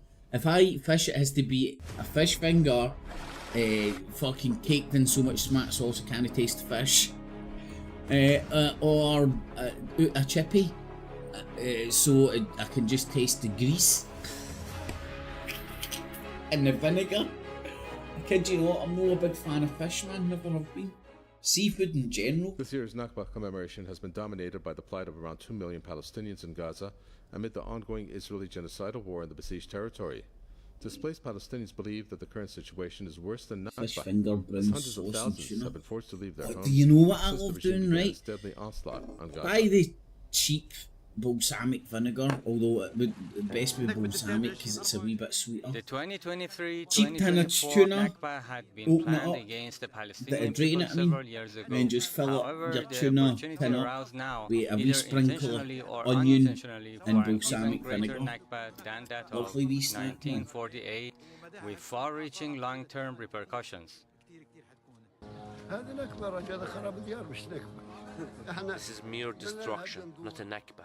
During the 1948 Nakba, Yeah, our homes I and think lands I've noticed were a not hole in the destroyed. market, right? Everything I'm remained in place when we were expelled. I'm When we gonna left save our up my money and we take a left everything course as it was in on the basis DIY that we would dentistry return. and set up shop over in Gaza.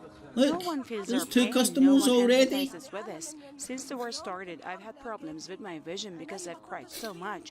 I feel sorry I've for my fucking son noticed and a for the hole in their people who teeth. have I mean, been a hole in the displaced, market here. for the women who fled their homes barefoot. The Hamas leader Oh, says the it's resistance in no Gaza big, has it's no proven clever, that the but it's, downfall of Israel is childish. inevitable and that Palestinians will ultimately return to their occupied lands. In an address on the 76th anniversary of the Nakba, Ismail Haniyeh he's said got a Operation well-groomed Al-Aqsa beard, Flood doesn't he? was a prelude to Palestinian independence and faced the regime with an existential crisis.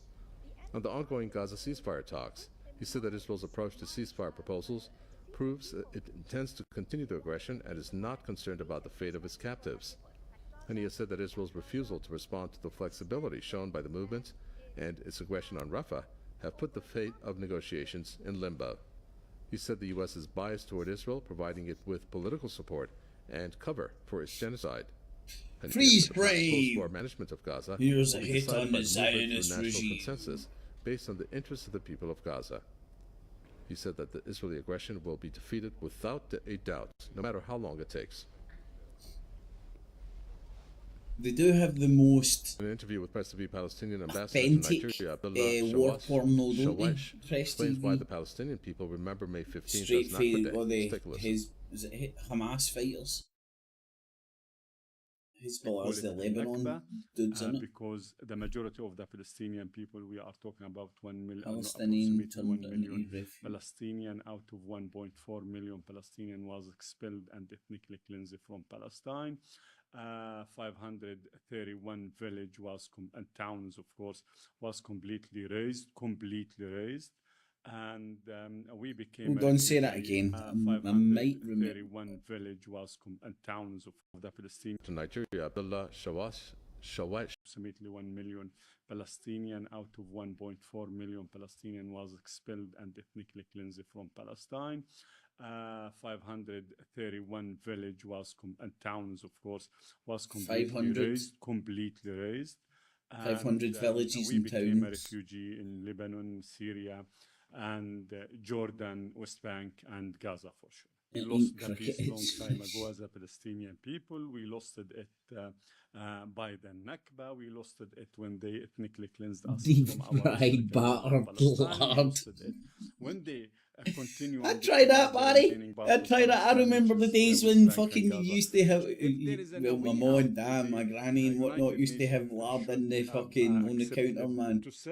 When you think about that now, you just look at it like, fucking hell, man. I'm even hungover, and excuse me, the book, man. The veto to adopt the resolution to upgrade the Palestinian status to Oh, a aye, full and- member state of, I mean, peaceful, legal, diplomatic. Tune in next measures that the Wednesday international live community can due take at night in a way out, as a way when out to pressure Israel to sit to this me and Gordon negotiation will be table doing and another accept the two-state Let's Get Chat. solution. And I think everyone That was knew good fun what last he night. could do to pressure Israel to do so. I just The Arab need to make Palestine sure Club I'm has still organized awake. a rally near the University of Vienna to commemorate the See 76th if I go to anniversary of gym, come Nakba home Day. and Let's take a listen to what some of the beat participants have myself, to man. say. I just want to collapse. My back's usually saying like, oh, I want to go into my bed and watch some Clarkson's Farm. Today is the day of remembrance of a catastrophe, of a Hey, colonization get it, got project. it, good. Solidarity.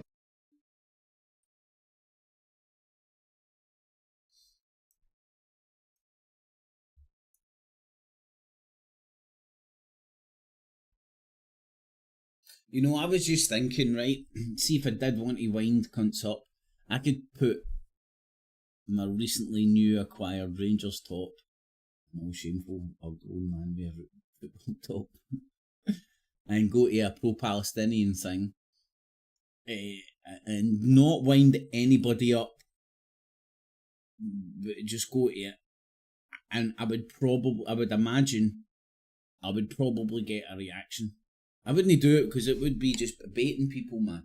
But the point of me saying that is to sort of say that each side are as bad as each other, I think, or can be, or are capable of being as bad as each other. It's like I would never do this, but if I could never do it.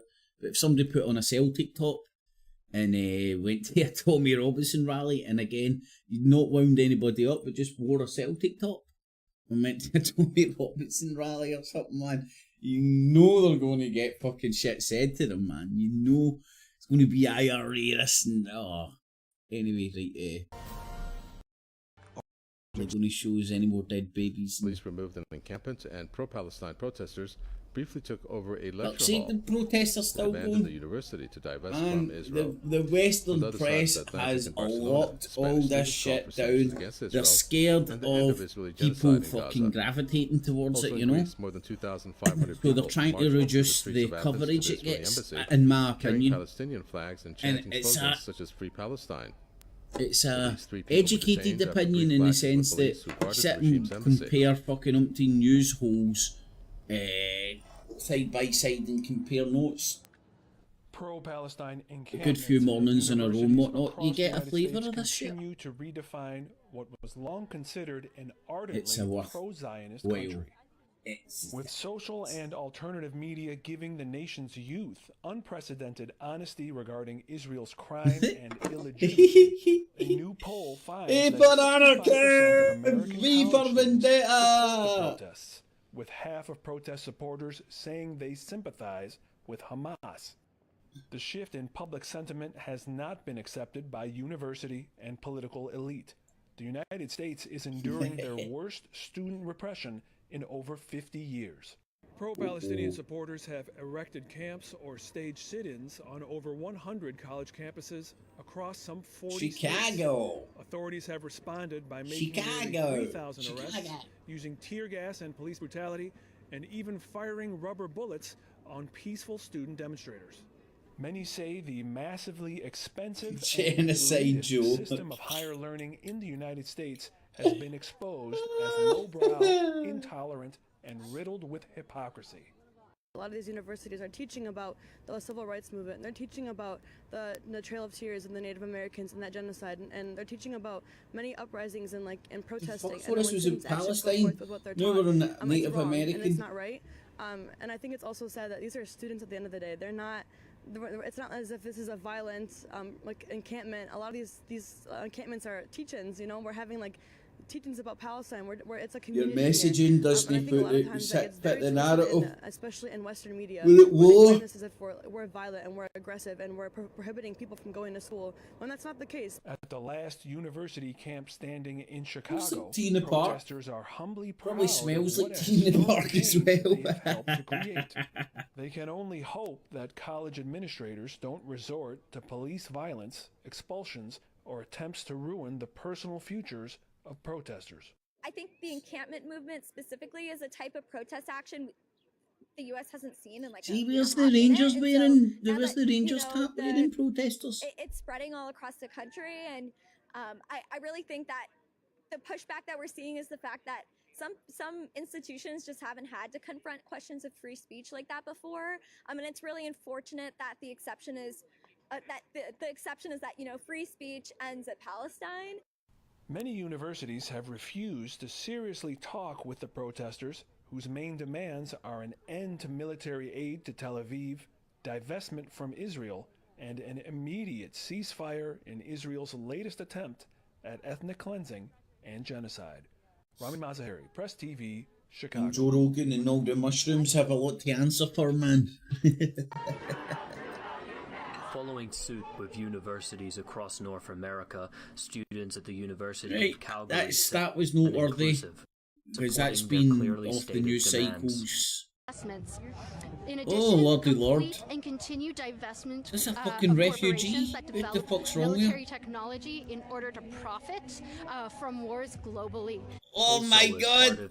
Look at her face!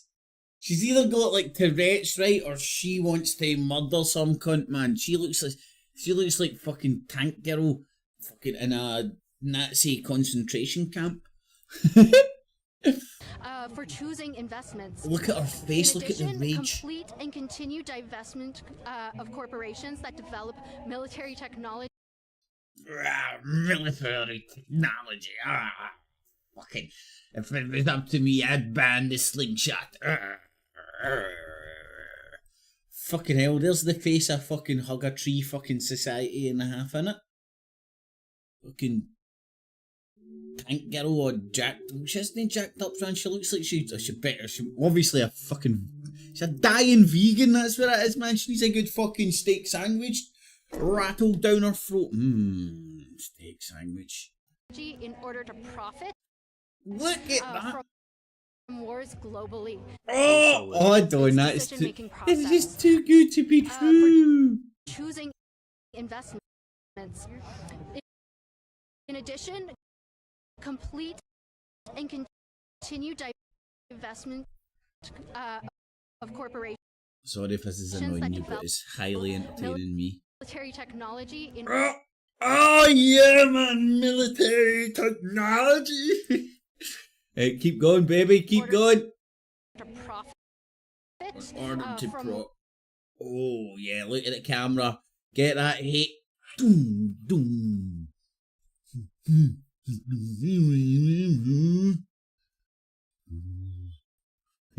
Wars. Ooh. Globally. Also, as part of the demands outlined by the students, included hanging about with her, man. To end its double standards. No offense, fucking starving Marvin there, but fucking... We have not received the same support as other students, such as Ukrainian students, mate, when it comes to mental health. No deep throating before your fucking debut on social media. The behalf of Palestinian students and Palestinians. The university was not willing to. Oh! Here's something, right? This is noteworthy, right? How many Knight Rider fans are out there, man? I was born in 81, right? So I fucking love Knight Rider growing up. I was listening to the radio as I was falling asleep last night, and it was a presenter on Talk. I can't remember his name, Gustavo or some shit, right? He's a Greek dude who happens to be gay, right? But he has a fucking, he's got a funny bit of banter, and he was talking about, do you know that Kit was gay? And I was like, what are you talking about? And he was like, Kit is gay in Knight Rider. I was like, Knight Rider Kit.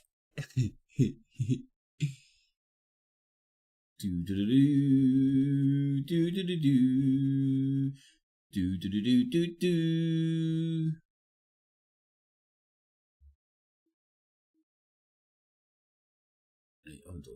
goodness me. Fuck it. Good time, man. I'm in a hurry. Why does this... There's some...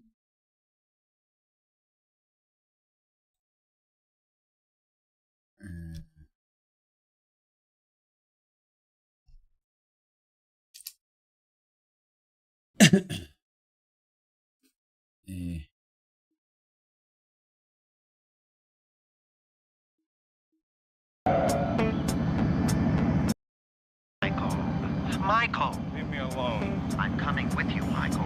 We're a team. Not anymore, we're not. Beat it!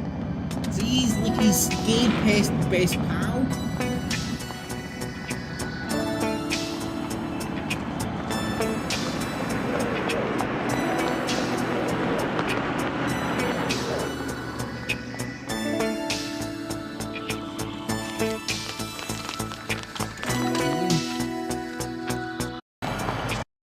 Get lost! I can't do that, Michael. I'm programmed to respond to your needs. Despite your being unaware of it, you need me. What if I don't want you? I suppose I'll be I quite never hurt. fucking thought of that before, man. All right.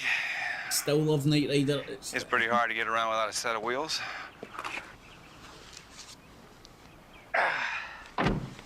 All right. I drive from here on. Absolutely. Providing you'll promise me one thing. What? Please do not refer to me as a car. Or Camp is Christmas. Love it, man. Even hear the students out and almost immediately called the Calgary police, who showed up in riot gear, heavily armed, and launched an unnecessary attack upon the encampment. On the first day of the pro-Palestine encampment, protesters were attacked with rubber bullets, tear gas and batons by the police in what the mainstream media called clashes. Yet, despite the lies in the mainstream media and the disbandment of their encampment, the students vowed to return and to continue their efforts to have their university divest from Israel. Robert Hipster. Makash, Press TV. Hipster. McHipster. Press Chinese President TV. Xi Jinping says bilateral relations with Russia not only suffice the fundamental of Yeah, Russian well, we've relations, clocked that, haven't we? emergency in a specific overseas territory of new. Ooh. Arrested since the clashes broke out. I haven't seen this Authorities have anywhere also else. banned TikTok to quell the violence that has left 4 people dead and hundreds, including 64 police officials, wounded in New Caledonia. The unrest began when the government pushed ahead with the electoral reform and got it through the lower house of parliament on Monday. The Native That people girl's and bitchy pro-independence as groups are fuck. against the change to France's constitution. That would I give voting never rights to seen it and that non-indigenous thought of residents like he was of like the archipelago. a camp New Caledonia is under France's control co-star, since do you know what I mid-19th mean? century.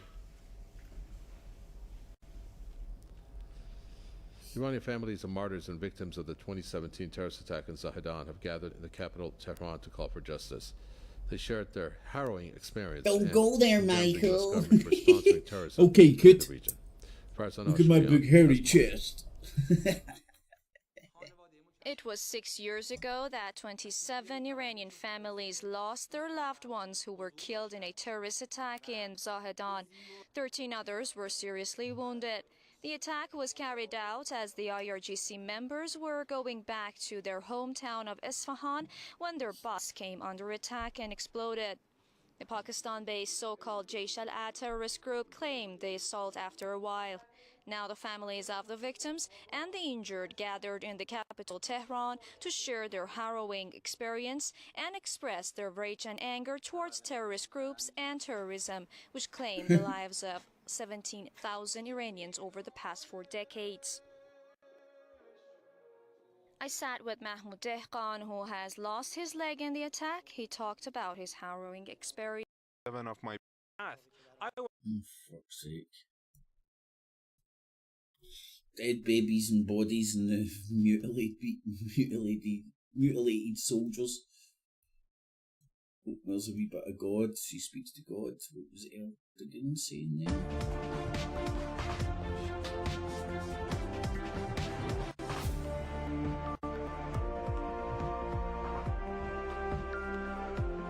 Oh, Hold on a sec, right? I just had the time to process that.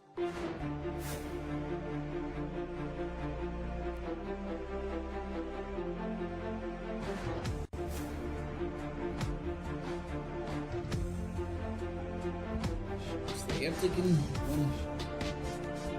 Right, so Erdogan terrorists. Israel will set sights on Turkey if Hamas is defeated. Huh. That's interesting. That is noteworthy.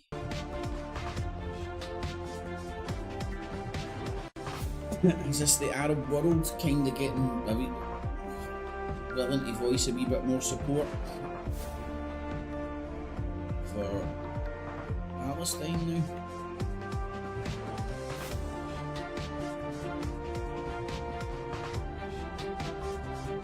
Would you think they'll slip a assassin into the hospital and kill him? They'll say that he died of complications. The Illuminati, I mean, of course. A story of poison and decline. Oh, this one's a good one. Corrupted politicians. Oh, this must be on Netflix. The story of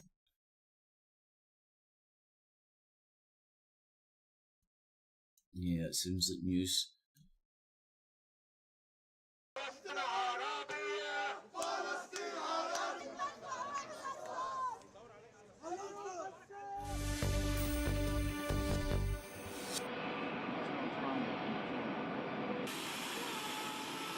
Oh, seen that shit.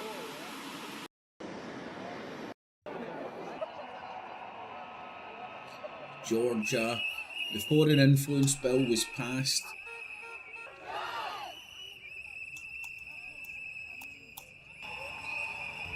Western outlets, when they talk about it, struggle to call it the foreign influence bill.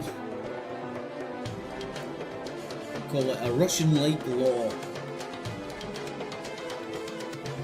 Ladies, man. Oh, that looks beautiful, doesn't it?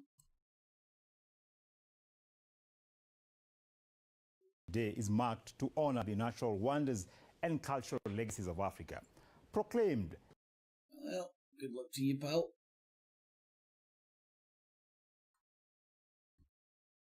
Shot multiple times and then rushed to hospital.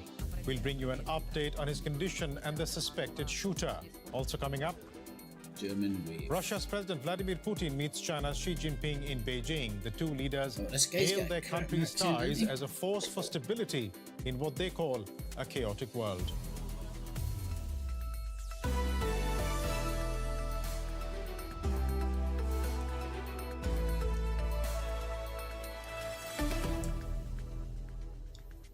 I'm Biresh Banerjee. Welcome. Slovakia's Prime Minister Robert Fico is reportedly in a stable but still very serious condition after an assassination attempt.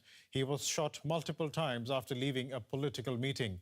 Slovakia's president called it a brutal and reckless attack. Other world leaders have condemned the shooting. A suspect was arrested. You mean made it cloudy, or are you talking about the focused area? 5 shots ring out and the gunman is tackled. Just seconds later, the Prime Minister is carried by the arms to a car and rushed away. Oh, right. This is news from the EU, something that happened in the EU. Security personnel stay behind, pinning the suspect to the ground as Fico's supporters look on in have horror. a different flavour. It sounded like cannon fire to me. I was shocked. What's going on? And as I saw him fall, I realized that this probably wasn't a joke. The Interior Ministry said the attack was likely politically motivated. In Bratislava, the Slovakian president condemned the shooting.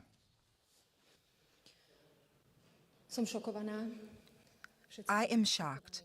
We are all shocked by the terrible and vicious attack on Prime Minister Robert Fico.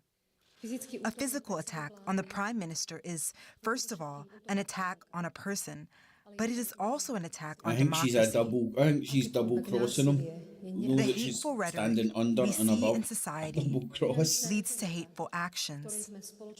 Please stop it.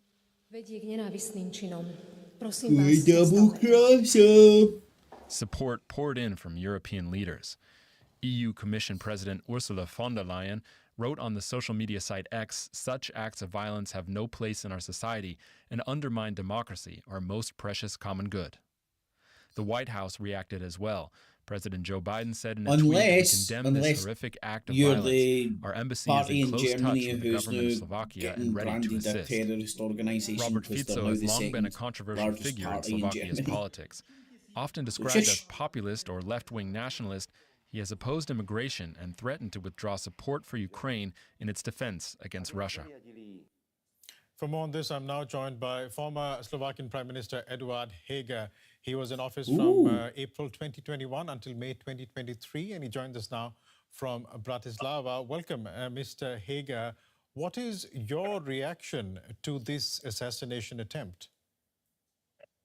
So I'd imagine this has got to be stationed in Berlin. This attack on our Prime Minister Robert Fico, and I wish him quick recovery. I think the violence has no room in a democratic society, and then we have to go back to the roots of democracy and freedom for the good of our citizens. So therefore, I very much agree with the quotes of Madam President that we should stop any violence and basically be the examples and role models of a peaceful talk. And because it's needed that in democracy, it's a battle of ideas and solutions, not a battle of people, and there's no room for any violence and aggression. We are still waiting on an official confirmation as to the motive of the suspected attack. But can you speak, sir, to the political environment that currently exists in the country? I mean, how have things reached such a point that a sitting prime minister is attacked? Well, we see the polarization all around the world, I would say. And of course, as a neighboring country to Ukraine, where there's an ongoing war, a brutal attack of Russian Federation on the civilians, Ukrainian civilians, and we are neighboring countries. So, of course, this affects Mate, you should make that into a group, man. I think that will go down the well. challenges that we currently facing. I'm a member of the sweet Aryan Chad. So we see more and more that the politicians step into more and more violent and aggressive language. And I think we need to stop with this. We need to really go back to, as I said, to the battle of solutions and not battle of people, and be very careful because the citizens observe the action of the public figures, and if they see aggression growing among them, then it's easy for them to follow. So therefore, I think that this is a moment where we have to turn around and go back and show, as I said, the leadership in showing that we can discuss in respect about the solutions and not attacking each other. You're talking of solutions. Have you seen such solutions coming in recent months in Slovakia? No, actually, the debate was very dirty. I mean, we just have over the presidential election, and we saw that the presidential election was also very dirty. So therefore, I'm saying that the polarization at the moment, not just in Slovakia, but we see it around Europe and I think around the world, is still growing. But moments like this are definitely moments where we have to kind of stop and review the action and just change it because this is not definitely the way it should be going on.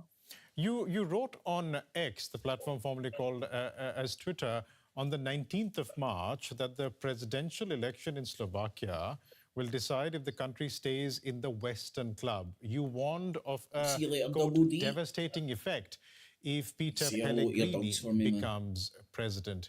Why did you write that? Well, we see the rhetorics of current government official, and Peter Pellegrini was the Speaker of the House at that moment. He had to resign after becoming elected as president, and we saw how they were pulling Slovakia basically in the foreign policy toward Kremlin and toward Moscow. So therefore, I see a big danger in this. I just hope that all these events will help also in the West, and in NATO and in EU. So when you're talking about to say anything of this, I mean, people are much, especially that's knowing our group. I want to see if they Meanwhile, touch on the leaders, Gaza. the leaders of Russia and China have signed a joint statement to deepen their strategic partnership at a ceremony held world support. Yeah, conference Xi Jinping and was the press conference for Russia wish to enhance. The first Moscow and Beijing called determination of Russia and China to counter attempts to slow down the formation of a multipolar world, to slow down the long overdue processes of democratization and justice. As they celebrate 75 years of diplomatic ties, China is very much the senior partner. The two sides have deepened military exchanges since Putin launched his invasion of Ukraine more than 2 years ago. And even more importantly for Moscow, trade ties between the two have ballooned, providing Russia an economic lifeline amid sweeping international sanctions. In response, Western leaders have warned Xi against providing Moscow with support for its invasion. Some have even asked Xi to rein in Putin. We count on China to use all its influence on Russia to end Russia's war of aggression against Ukraine. Who was that? All its influence on EU Russia Commission President. to Did we end not just Russia's see war the of aggression EU against Commission? Ukraine. But China's leader has largely brushed off the criticism and ignored the requests. Take a drink. We oppose using the Ukraine crisis to cast blame, Call me smear a wait, third crazy. country, I and honestly thought incite a Chinese new folk Cold didn't War. drink that much. Xi Jinping and Vladimir Putin share a disdain for US global leadership.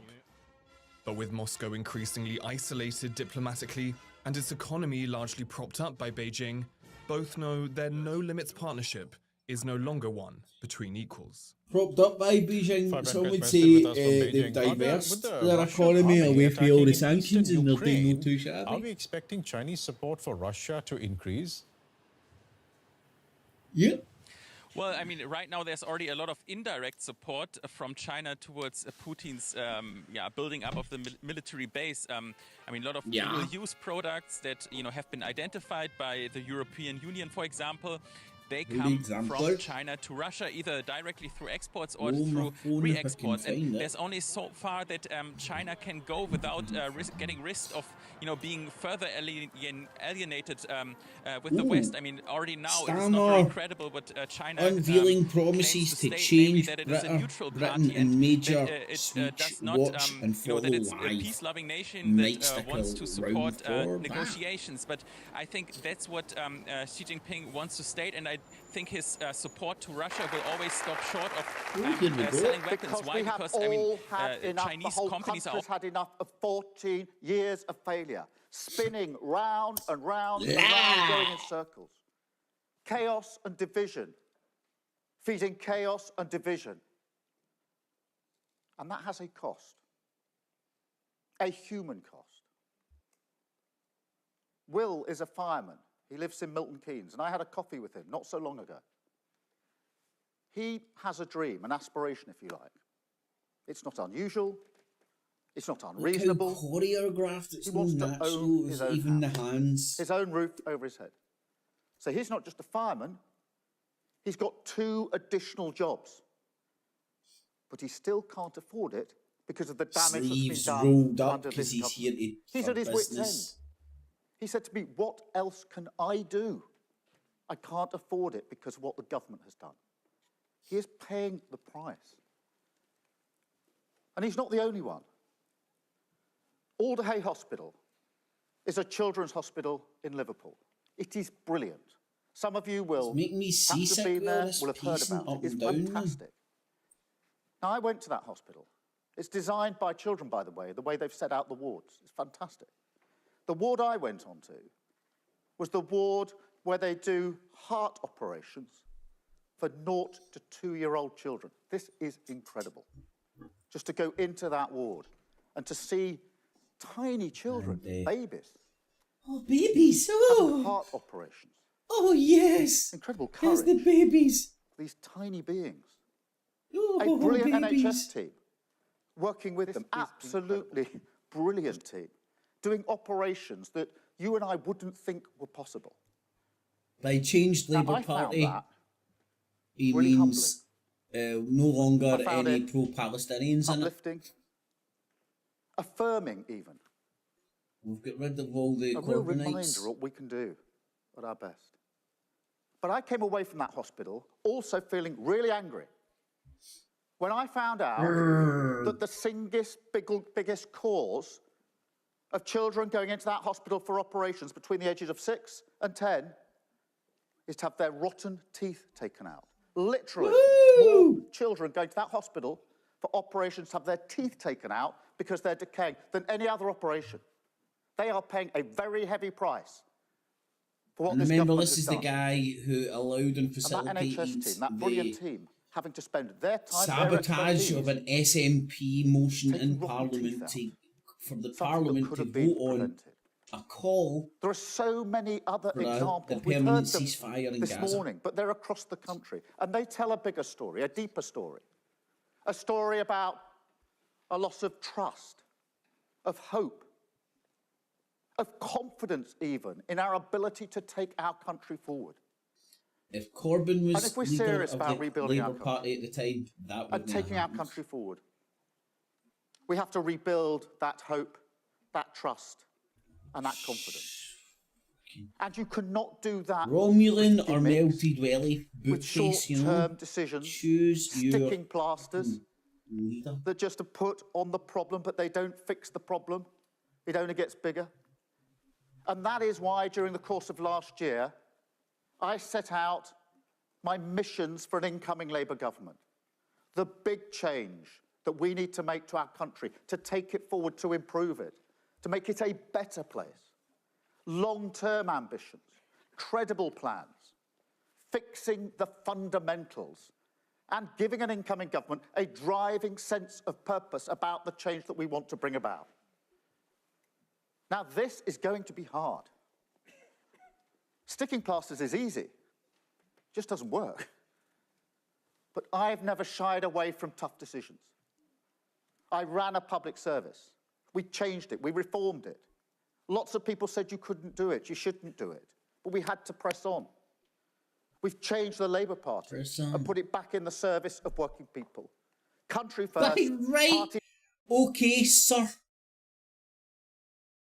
Okay, sir. Don't know about you, working people, working class people.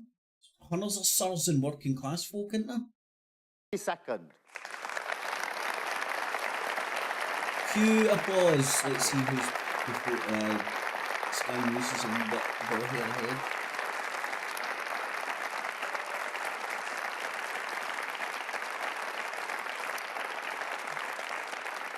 Now, today is an important day. See when Stammer writes a speech and they try and time it and stuff, they need to double the time because he's a stammer. With first steps.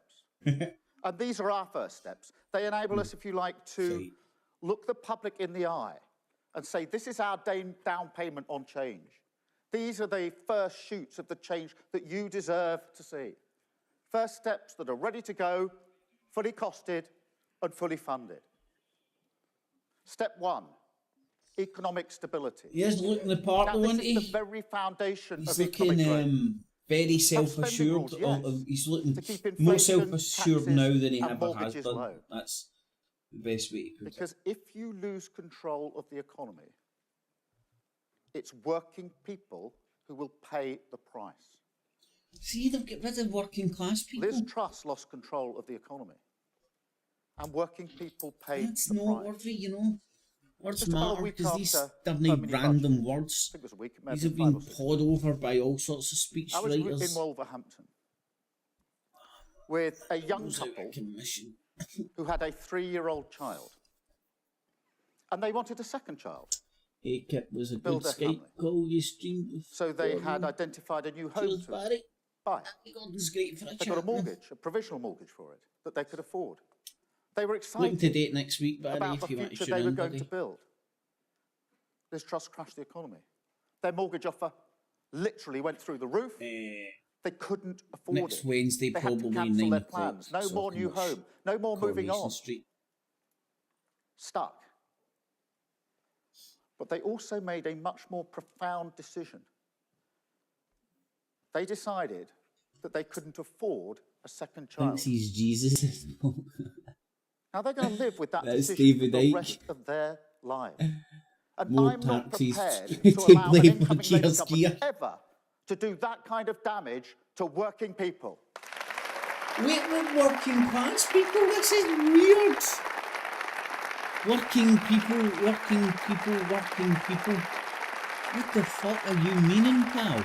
Why have they got rid of the working class? And this isn't just about the past, because Rishi Sunak has not learnt the lessons. Oh, He it's says trying he's to gonna be abolish middle national ground, insurance. innit? It's trying to appeal to the That working class is a and the 46 toffs billion who pound pretend to unfunded work for a tax job cut. 46 for a billion living and pound. get paid about 20 And million that's why times I more can than your hardly average believe I'm dude. saying this. Stability is change. And that's why it has to Step be one, lie. our first step. The second step is cutting NHS How can you take him serious when he's flat me sounds like an epileptic? He's making me seasick while he's pacing up and down like a fucking mental patient, isn't he? That means everyone in this room, everybody watching or listening, probably is on a waiting list or knows someone who's on. Hold on. I'm going to do something.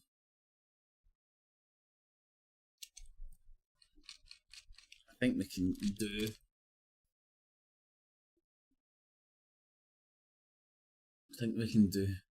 Without hearing him for a wee second.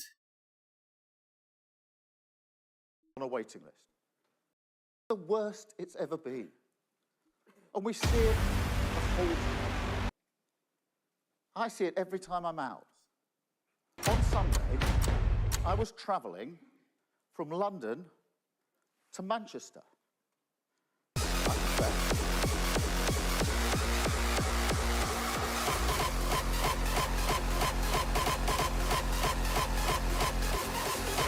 So we bit speed it up, couldn't you?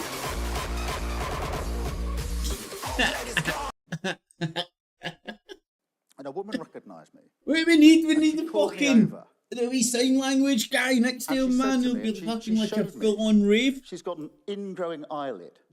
Oh, what a glass eye and a wooden leg!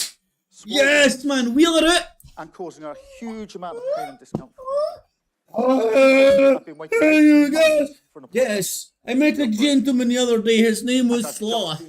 He said, "Hey, guys, I want you, Sir Gear, on the gear to save me, Superman." To do something about it. That's not unusual. There are so many versions of this story, whether it's knees or hips, whatever the operation may be. Glass eyes. That is the price that so many people are paying, and that's why we have to deal with it. 40,000 operations and appointments every single week, paid for by cracking down on tax avoiders and the non-dom tax status. You ready? Woo! Here we go! Praise the Lord! Step 3, praise the Lord. A new border security command. Because the government has lost control of our borders. Oh, this is his 6-point This year plan. alone, 8,000 people have made that perilous journey across the channel in a small boat. 8,000. That is across the a channel. record. And let's be clear, What about big boats, mate? What about the big boats? Why are you discriminating against big boats? I had a fucking phone call from Thomas the Tank Engine the other day when he's like, my brothers and sisters on the water, man. They're feeling discriminated against. There's this big boat. He's like, why is everybody fucking talking about the wee boats? The big boats want fucking in this action too. That will get to the heart of it. And the government has chosen a gimmick. The Rwanda scheme. Cost a fortune. An absolute fortune. To deport less than 1% of those arriving by school. And that means 99% will not be removed under the scheme. And if you don't think the criminal gangs are saying that to the people they're exploiting, then you've never met a criminal gang. I'm going to say I'm just amusing myself. Because those gangs are vile. They're making huge amounts of money. They're putting some of the most vulnerable people in the world in boats they shouldn't be in. And breaching our borders. So we have to looking be at his serious guts about making me smashing those hungry. gangs and taking them down. That's where the Border Security Command comes in. A new command with new resources and new powers, including counter-terrorism powers. Now, we talk about small boats. That's the language that's used. But if you actually look at the boats that are being used these days, they're not that small. Is that the looker in the background? Is that... They're being stored in Europe. They're being moved up to the north coast of France, and then vulnerable people are being put in them for money by vile gangs. Right behind them.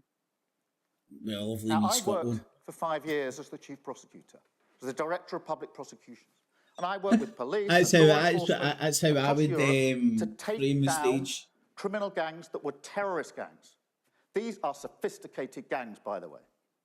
But we did it and we took them down. The Scorpion. I will never accept that it is impossible to take down the vile gangs. We've slipped into Gotham City. We were smashing. We've got the smuggler, the renowned smuggler, the Scorpion, and then that guy that just broke out the French Great British police transport van. Now, the it's called The Fly. Obvious. I mean, it's literally fucking... It's the classic example, the textbook example Batman characters? of sticking plaster politics. Because just about 10 years ago, the Tories under this government said, cut the green crap. Remember that? Cut the green crap. And so they cut investment in clean British power. They cut investment. They banned onshore wind. They scrapped home insulation, and that left us really badly exposed.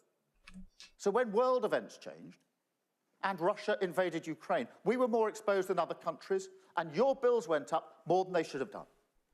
I'm not prepared to let that happen under a Labour government. So we will take up great British energy, harness clean British power, owned by the taxpayer, making money for the taxpayer, investing in the future and keeping bills down for good. You like it harder?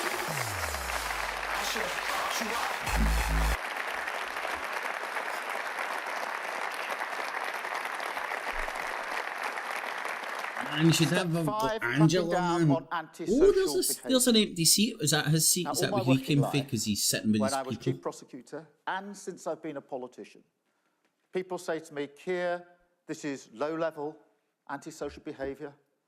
It's not that important. Completely wrong. And he's sorry for easy. If you feel that you can't open your door, your front door at night and go out, if you feel you can't walk down your own high street, be comfortable and safe in your own community. That is massive. That is a big inhibitor. Barry, do you know what also I heard, right? It's not it's been a long time since I've religiously listened to the No Agenda show. I used to religiously listen to it all the time. My head is in a different space now, and I listen to it because it's interesting and funny. It's entertaining. But they were wetting their knickers over that Eurovision and being satanic and that Irish version. Like, oh my God, she had Baphomet horns on. You're like, it's the gay Olympics, man. What do you expect? For those young women, they don't feel safe on their own high street, in daylight. Because of wetting their knickers, man. Like, and he was being serious. Like, he fast forwarded Adam Curry because he felt the devil went around. So we've got to crack down on antisocial behaviour. 13,000 new neighbourhood officers in your community, each their own. With new powers, keeping your streets safe. There is no devil in my religion, man. Just the design for it. Pretty sure it's the song. And finally, where are you guys catching Alex Jones, man? I would like to touch base with him. I don't know how much I would be able to stomach. Private schools, because we have to prepare our children and young people for the work they're actually going to do. I'll tell you what I thought it looked like. Right, hold on, actually, this is better than this guy's boring as fuck, isn't he, man? The most entertaining bit was the hardcore behind him.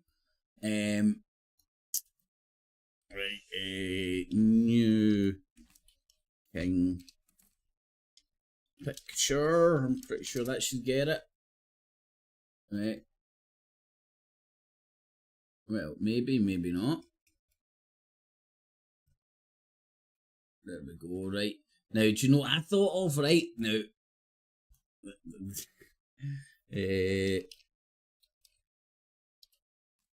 no devil. Busters. Vigo. This is what I thought, man. I'm not joking. When I first seen it, right, this was before Alex Jones and all his devils and shit, right? Oh, look at that, look. Vigo! Vigo! Where's the devils in it? Let's see if we can see Alex Jones' devils. I can see a butterfly. I can see all sorts of weird fucking brush strokes, which I'm assuming you could probably, like, see Jesus in toast in that quite easily. A lot of people do see Jesus in toast. It's not their fault. They're just pre-programmed and they see Jesus in fucking toast. It's a known phenomenon. Oh, right, hold on. I can see like a wee, what I could see is maybe a silhouette of a person, but that's about as far as I would go. I'm never, and I've got sunglasses on, so maybe that's keeping the devil out. Fucking Alex Jones still a fucking fruit look, man, eh? I'll be honest, no makeup today, it looks horrible. That's what I think. I don't think it's particularly flattering or anything. It makes him look wrinkly as a motherfucker. The red must be obviously symbolic of fucking all the deaths that he's fucking at his family, but I just think of Vigo. Vigo! I'm trying to think of... It's definitely Prince Charles there, man. Anyway, right, that's what I think of. Let's get back to fucking Warzone. To make sure the skills they're taught, are the skills they're actually going to need in life. It also means we need to concentrate on creativity. Get it on Rumble. What a difference that makes. Go. And resilience that all children and young people need. Dalek voice. But we need to get the basics right. What was making me lose the will to the Prime Minister is very fond of lecturing us that we need maths to age 18. Ghostbusters 2, I think it was, with a river of slime. Fucking loved that film back in the day. Is there no a new Ghostbusters? They've done a woman one, then they've done a new one with guys and women and fucking everything in between, but the old dudes as well. Need to check it out. Now, I was the first in my family to go to university. I know the power that education can give us. Somerstown is an area in my constituency. Some of you may know it, probably most of you don't. It's between it looks fucking campus Christmas, yeah. It's one of the most deprived areas in the country, probably in Europe. And the children in the schools in Somerstown, we didn't hear no out of their school windows, so we keep going. At the playground, across the back of the development, huge corporations in there. Google is in there, and some facilities been put up to Google.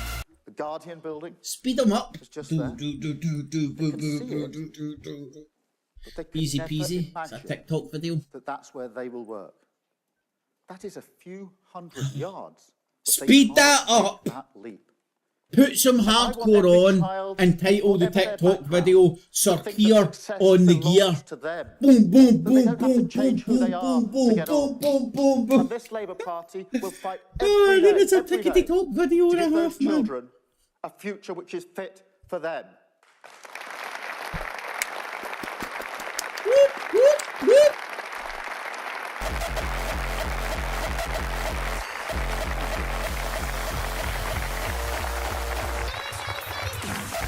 So here we are. One card, 6 steps. In your hand, a plan to change the country. Oh, he's got a little red book. That we can take to every doorstep across the country.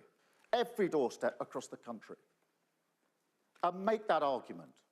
Decline is He's not pushing for a Tony Blair moment, isn't he? Like a Tony Blair landslide moment, Britain isn't he? will have a better future. And you can choose it with Labour. Stop the chaos with Labour. Turn the page with Labour. Return politics to service with Labour. And with patience, with determination, with these first steps, we can rebuild our country with Labour. Thank you very, very much. Thank you. Thank you. Bones said something about putting portraits side by side with a flat thing. Thank you. Thank you very much. What does he mean side by side? Thank you. Thank you.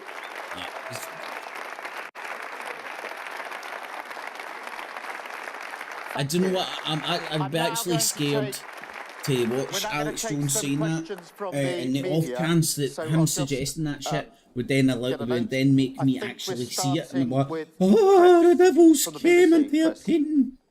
Thank you. Chris Mason, BBC News. You've talked about being held accountable. Let's talk about one deliverable that you've talked about this morning. The images and when you mirrored. will deliver it. So you talk about an extra 40,000 deployments in the NHS each week. How many weeks into a Labour government do you get to that number? Well, Chris, we will get to it just as quickly as we can, as swiftly as we can. The ambition is there. We've obviously, Chris, to make that happen, we've got to operate weekends and evenings. We have to pay staff for the shifts. That is why we've already had the discussions and starting discussions with the staff about how that will work. Because I don't want to see if that's true. Time in the first, say, 100 days of the Labour government. Fucking great idea by the artist, isn't it? So our ambition is to get that up as quickly as possible. It's going to have everybody pulling over that painting. But what I am going to do, as with all of the missions, is make sure that we're doing the work now to make sure we can hit the ground running as soon as the election is called. But those 40,000 operations will make a huge difference. Barry, I mean, imagine if you're on that waiting list and you're one of the 40,000 each and every week. What a difference it will make to you. What about the woman in Knutsford who needs her eye looked at? That's the difference that these first steps can make. Thank you very much. I don't know if it's been all deleted. Thank you. Keir Starmer, you set out your 5 missions in January 2023. The chat box, have been YouTube, waiting just like, no. For quite a long it's time. me commenting in my own fucking. But you've downsized your promises today. You promised the highest sustained economic growth. So try and send it again, Barry. That becomes economic stability. You promised clean energy by 2030. That becomes setting up great British energy. Why are you scaling back your ambition? Is it because that's what happens to me sometimes because I've got a couple of streams up. It'll look like my message is there, but it's not. Thank you. I'm not. Even me, right? I'm not scaling back our ambition absolutely at all. And it's very important, Beth, and thank you for raising this, because that is the way I've set this out has been a strategy I've been operating. Breaking news! 6-year-old body dies after falling from block of flats. To recognise the scale of the why that's breaking news, I do not know. Last general election, it's ambulance chaser, clickbait shit. Stage one was change the Labour Party. Change it, turn it inside out, facing the country and serving working people. Next stage, expose the government as incompetent, ably assisted by several of their prime ministers. Look, the next stage, which you and others pushed me to, is right, well, now it's clear that you've changed Labour Party, and it's clear to everyone this government's failing. What are your big ideas for the country? So, that's Barry, the missions that we set out last year. This is not to reduce the missions. It's to say, what's the first down payment on the delivery of those missions? What are the first steps that we can take? They're not the only steps, they're the first steps. The missions remain, but this is, if you like, the tangible steps that we will take to deliver on those missions. That's why I said we'll look the public in the eye and say, these are the down payments, the first shoot. So we're not reducing the missions. We're putting flesh on the bones by saying these are the first steps we'll take in order to deliver the missions. But the missions, each and every single one of them, are there as the long-term ambitions, goals, it is a bit of a push a wee bit, man. But it's interesting nevertheless. Like, how do I fucking... think I can show this all good. Should be good in the hood. Right, what I'm going to do is try and save it. And then I can show the picture. That's the easiest way to do it.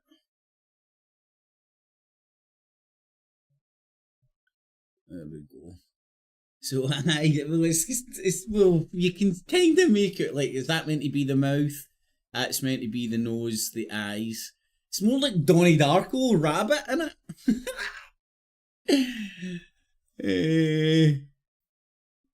Right, so, aye. interesting, man. Whether it's just a quirk of fate. So, what's this, kind of like flipped over on itself, innit? Aye, because it's they two, that arm, if you get me. It's not side by side. It's not the same picture side by side. It's one normal one, if you get me, and one mirrored, put next to each other. So, let me get this right. Aye, so it's the same bit. Right, so that kind of makes sense. So it's the same bit, if you get me. It's the same side mirrored against each other. So it's no accident that it mirrors each other because it's the same fucking bit. And then, is it a quirk of fate that this wee bit here looks like an eye? There's a wee bit of dark there. Kinda. So, aye. Bit of a push, right enough. Cheers, buddy.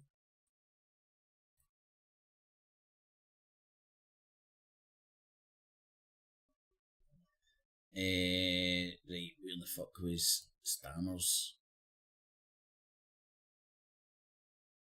Purpose of incoming Labour government. So the down payment in relation to the NHS, 40,000, that's to deal with the waiting list, but we've still got to change the NHS and make it fit for the future. GB Energy is the first step towards clean power in 2030, and one that can be done very quickly. So this is absolutely consistent with this strategy I've been operating to for 4 years. And I appreciate...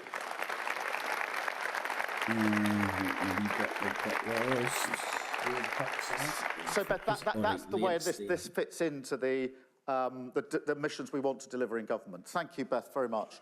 Robert. Robert Peston, ITV. I'm sure absolutely everybody was moved by what we heard from Nathaniel in the morning and his call for hope. And I think there's the rub. We haven't seen any rise in living standards, or negligible rises in living standards for 16 years. Your colleague, Gordon Brown, points out that children living in poverty are still at absolutely record levels. We've got the most dangerous world that any of us have lived in, probably since the Second World War. We've got an AI industrial revolution which may make us richer or poorer, depending on how it's managed. Always so satanic shit. What would you say to those who say that what you call your first steps simply aren't ambitious enough? Well, Robert, two things about that.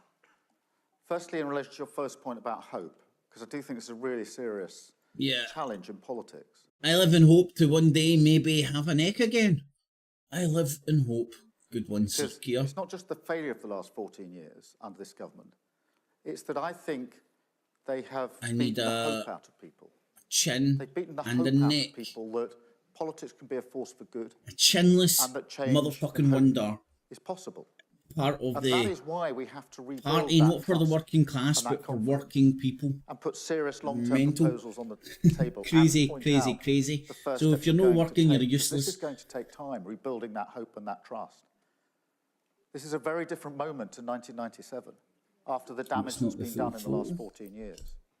And in relation to the first steps, they're first steps towards the missions, which are huge change.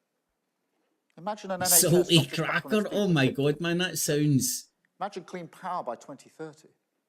Is that... These are big changes. Referring to what it's... I think it's referring to... An economy that works for everyone in all parts of the country. This is big, bold change, but it needs first steps. I don't accept that they're small first steps.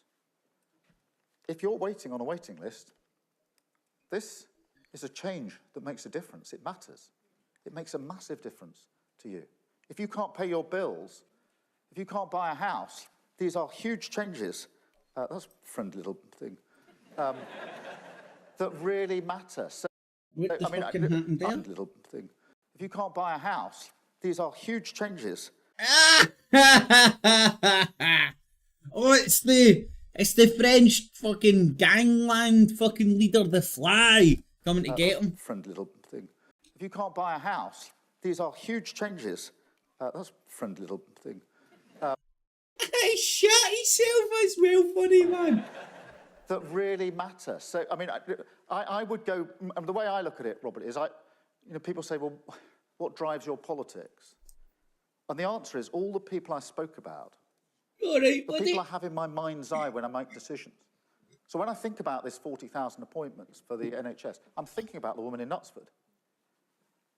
I mean, she was pleading with me. Did she have a glass eye and a wooden leg? Another 12 That's months what for I want to know. And that's just a simple example of what everybody is experiencing.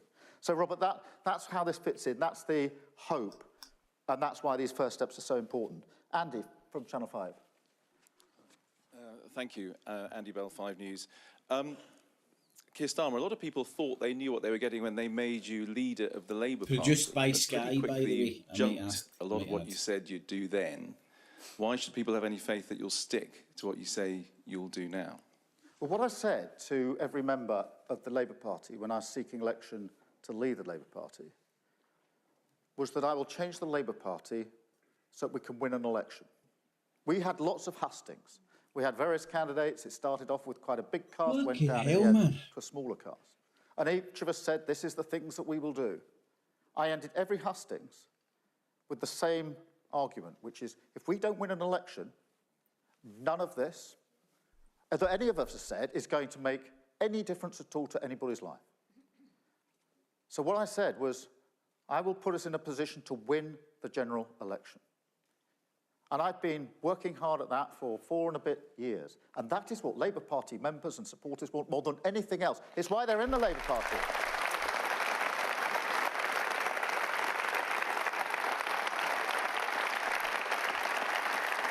Miss, you answered your own question.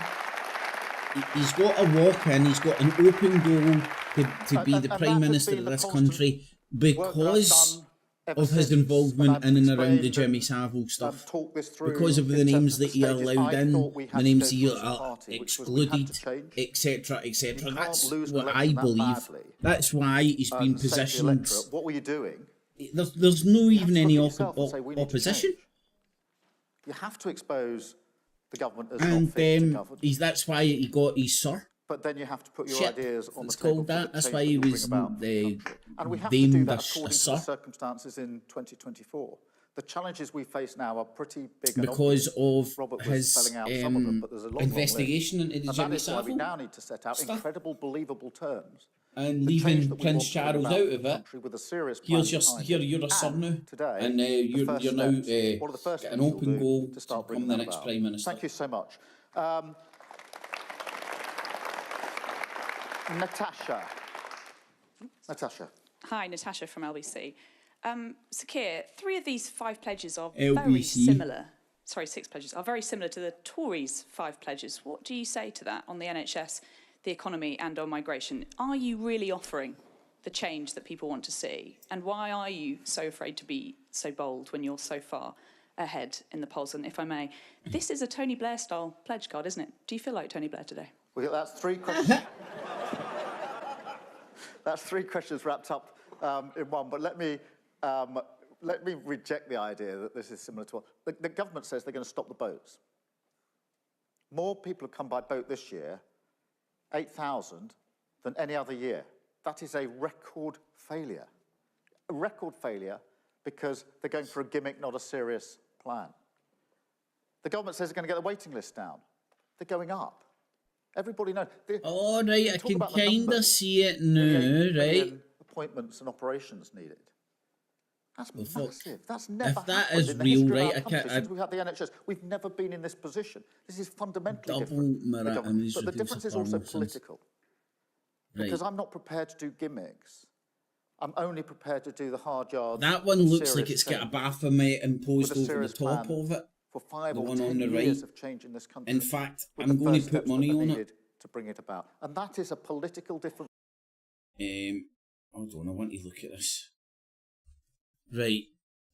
The one on the left is the mirrored image, I do believe. Right, hold on, I'll get both of them up. Right. Also as well.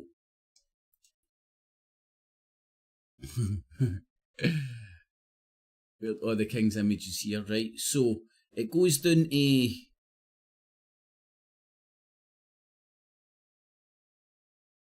right. fucking confusing myself now. Right, so I want to... Right, you can't see this, but I can. Right, so the image that they're mirroring... I want to get this right.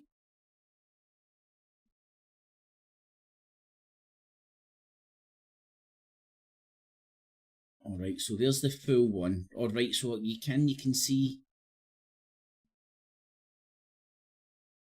Right, so they've played around with it a hell of a lot and then imposed... Right, I can figure what way's up now. I was trying to see what part is what part. Right, so you can see Prince Charles there. Right, so it's been took from the side and cut and mirrored two ways, if you get me. So on the left, is it mirrored there and there, up and down, right? I understand that, I get that. And on the right, they've imposed a picture of Baphomet on it, which doesn't exist in the real mirrored image, but suggests it. So you can't really see the arms going up, one down, but that's been imposed on there. You can't see, there's no, is there a pair of tits? Maybe. Mouth, eyes, horns, but you would say the horns are like kind of turning. I would say the horns are going to the right and down. If anything, there isn't a horn in the middle that I can see, there's a line. So it's fucking interesting as a motherfucker, but it might be Jesus and toast, maybe not. Maybe the artist has done a fucking masterstroke and get everybody pawing over his work. But interesting, mate. Thanks for that, man. I'm definitely going to... Well, in fact, I'm not going to say that because I might know. Probably won't. And if I did, I probably wouldn't last long. Touch base with Alex Jones. Right, this guy is fucking driving me insane. Oh, AI. Must protect its own existence, its own existence. This is real. Beware of the machines. Uh-oh, they'll get copyrighted right shit up the hooter. Where was Sakir on the gear? Between us, a seriousness, if you like, about politics. No, the rhetorical flourishes are great, the massive promises are great. But if you don't deliver on them, you do the very thing that we've been talking about, which is beat the hope out of people. 5 to 9 to rebuild that, mornings. and that's what this is about. Thank you, Natasha. Lizzie from the Mirror. Get your Daily PoliTITS. Gordon Brown yesterday called for the two-child benefit limit then tune into the Daily PoliTITS. The UK is heading for the worst child poverty figures in living memory.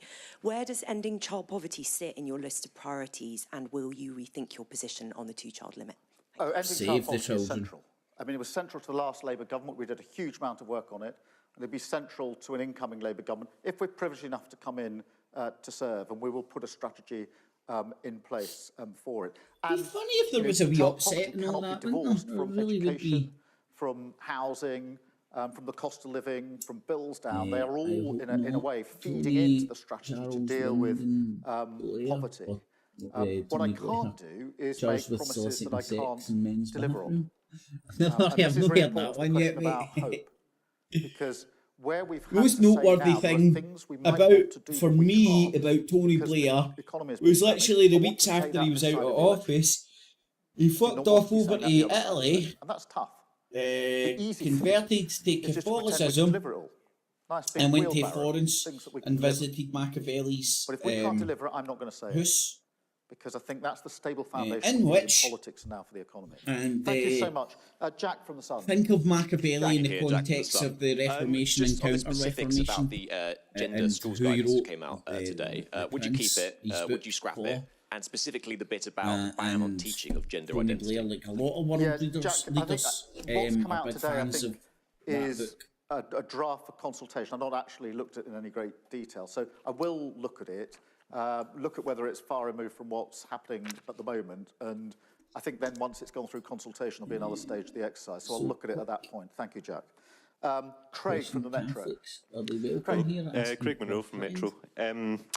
No, the nature of priorities as you've got to leave some stuff out. And Scotland. But I was surprised going through the book that was handed out that there's no direct mention at all of the environment or climate. I've got my own hang-ups. Was there any logic behind leaving out such an important issue?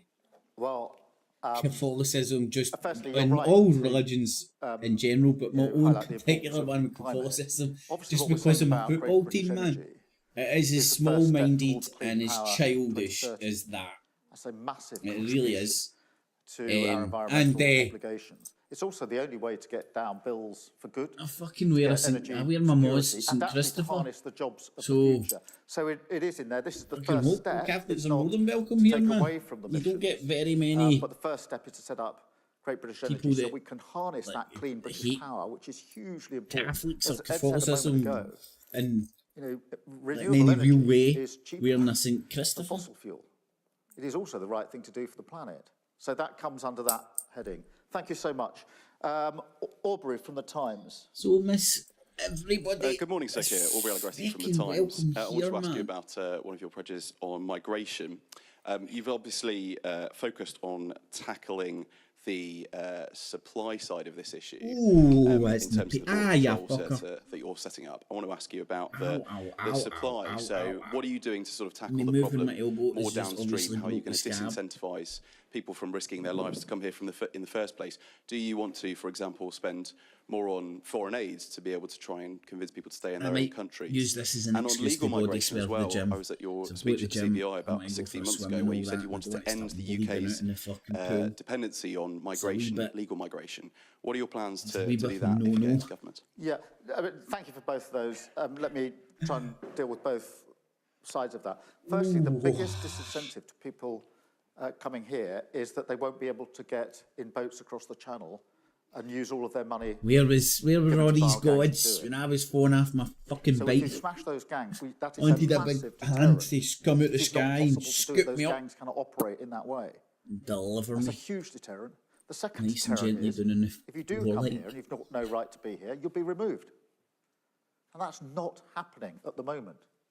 By the end of this year, we're going to have I'm no I remember somebody unlawfully made a video about me talking to Tommy Robinson at Count Spunkulus. They can't be returned. Trial or whatever. And that's not a deterrent. Under this government, they called me an atheist. Just as they've lost control of believe in all sorts of craziness. It's just not any organised religion. I like to class myself as a proddy that didn't stop protesting. We're over-reliant, you know, for our skills coming from abroad because we don't have a skills strategy in this country. The original meaning of Protestantism. If they're available near me, great. Not having anybody, not having anybody in funny costumes. One of the reasons they're monopolising the word of we haven't God. got a proper skills strategy, which is why we set out a skills strategy. Whatever you may think it is, it doesn't make any sense to go on and on and on without a skills strategy. Now, I've been in politics for 9 years. I started as the shadow immigration minister. Went around the country talking to businesses. And amongst the questions we discussed was, what's the biggest inhibitor of growth in your business? And they said to me, I can't get the skills I need. So this debate about the lack of skills has been going on a very, very long time. Like all debates under this government, goes round and round in circles and gets absolutely nowhere. I'm not prepared to carry on like that. This is Shut up, mate. You're just telling people what they want to hear. It'll be exactly the same. The sort of sticking plaster stuff that doesn't change the fundamentals. Thank you, Aubrey. Ben from The Telegraph. Hi, Ben Riley-Smith from The Telegraph. Tony Blair had 5 pledges on his card. You have 6 today. Tony Blair had New Labour. You've got Change Labour. Tony Blair used to take his tie off at big events. I've spotted you. Don't have a tie on today. Is there anything else you spotted, Ben? Well, what do you say to people who claim that you're just a copycat Blair? Well, look, the first thing I'd say about Tony Blair, which is more important than whether he took his tie off, is he won 3 elections in a row. So. Oh, well played, the Starmer. And what Blair did in 97 is what Wilson did in 64 and Attlee did in 45, which was to take the Labour Party from opposition into power. We've only done it 3 times, effectively. And the thing that unites them was the ability to glimpse the future and to persuade people to go on that journey to a changed future. Obviously, different circumstances in 1945, as we all understand, 64, white heat, and then the challenges that were facing Tony Blair in 1997. In that way, there's similarities, because I do think you've got to glimpse the future, you've got to understand the challenges, and you've got to have serious answers to the challenges that we face. But it's not copycat, because we're now, 27 years on from 1997. The challenges we face now are not the same as those faced by Tony Blair. They're different challenges. And therefore, I do understand there's this, ever since I've been leader of the Labour Party, everybody's been trying to sort of say, well, which leader are you most like? You know, who have you secretly got tattooed on the inside of your arm? And the answer is none of them. Because this team and I, all of our candidates tonight, we have to face the future. We are trying to create the conditions for the 4th time in the history of the Labour Party that we've come from opposition. Talking about the pig thing power. with David Cameron. So yes, some of the things that are important about winning power are the same. Of course they are. But I'm very conscious that we're facing the challenges that are now here in 2024 and have to provide answers to those challenges. Thank you, Ben.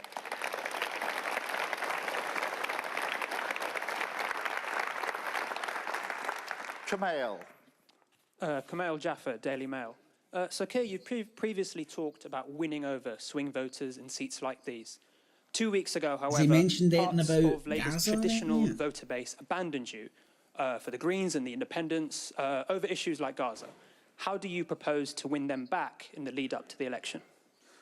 Well, thank you for that question, because it is really important that we win over voters who haven't voted for us before, which is why I'm so pleased to be introduced today.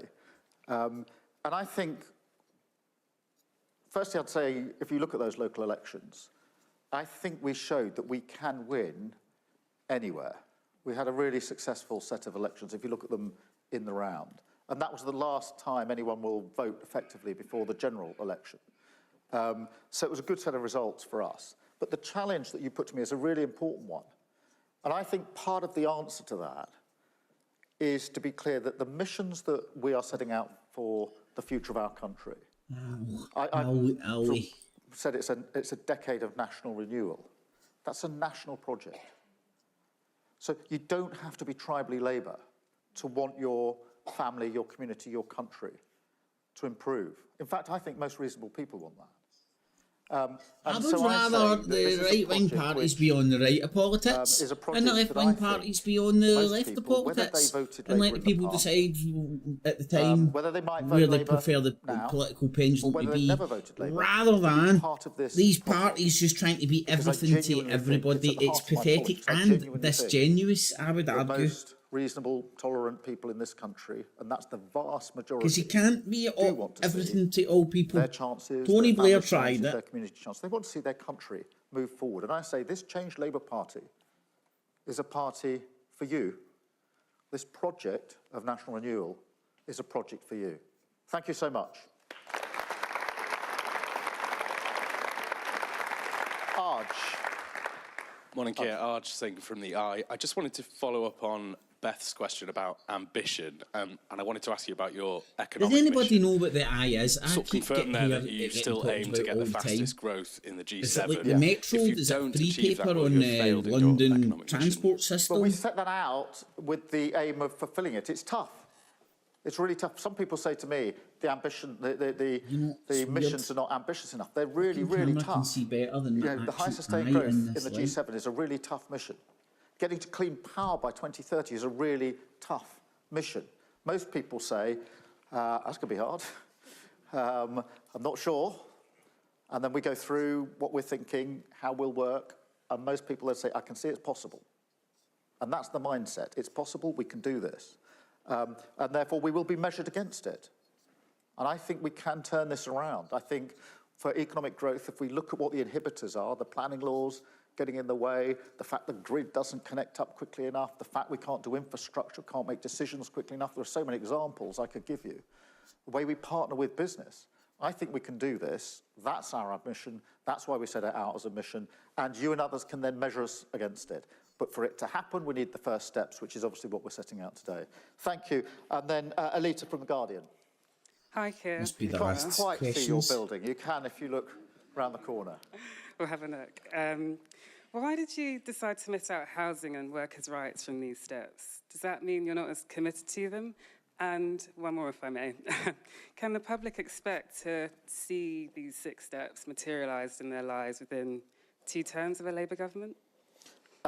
Yes, is the answer to the second question.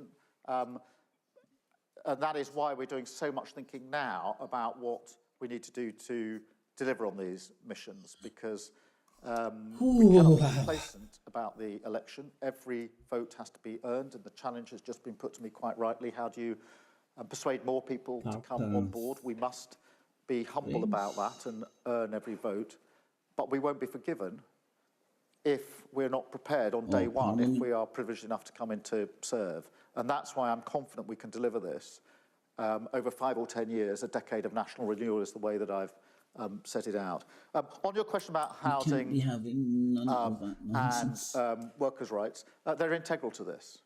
The fact that we've got first steps does not mean that all other steps, all other parts of our programme are sort of put to one side.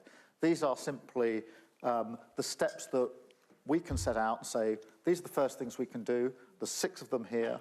This is a discussion that we want to have on the doorsteps across the country. It doesn't take away from any other commitments that we've made, because all of these commitments taken together build up to the 5 missions. And the 5 missions are about changing our country for the future. And that's really important, because I'll just finish with this, because I feel it so strongly. And I say this, whichever political party anyone supports. Feel it so strongly. You know, voting for other political parties, wanting other political parties in power.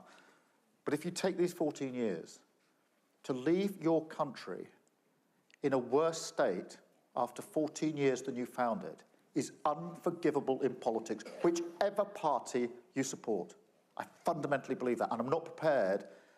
Which you'll probably do when you leave your post, which every genuinely look back executive government's done since I can remember. I don't remember a government leaving. Everybody's like, oh, it's brilliant now.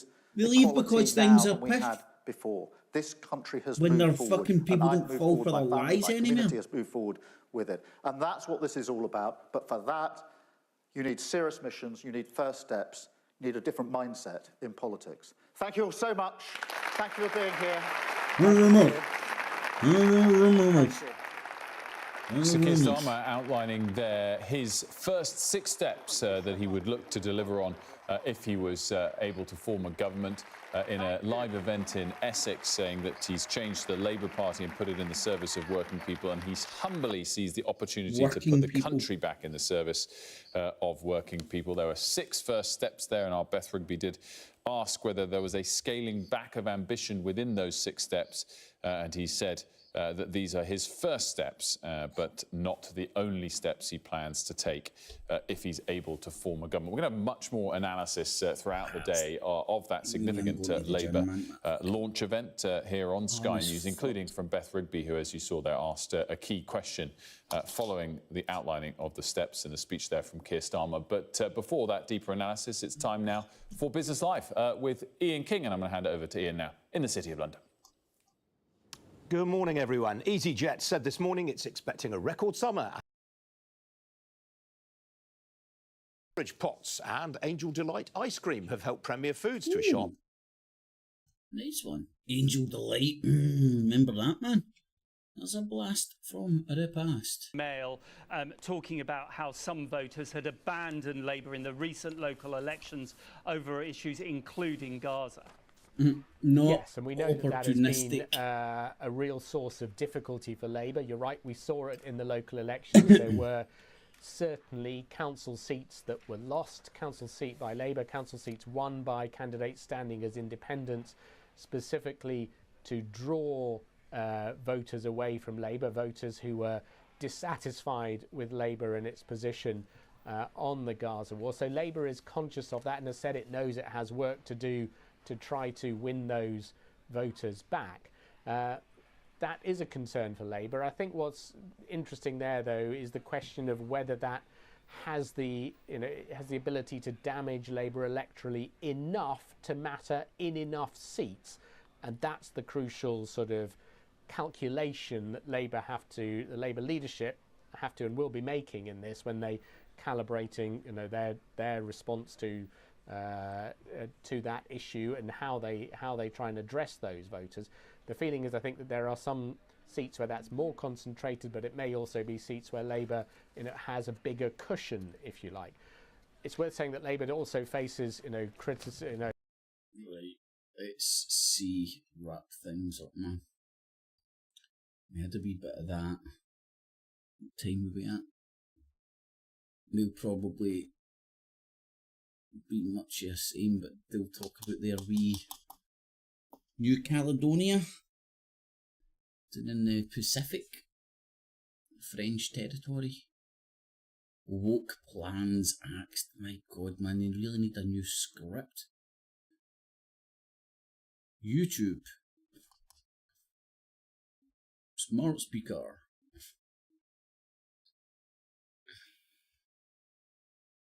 Look at all these guys. Homer Common Sense. Jeremy Kyle. Gambling addict.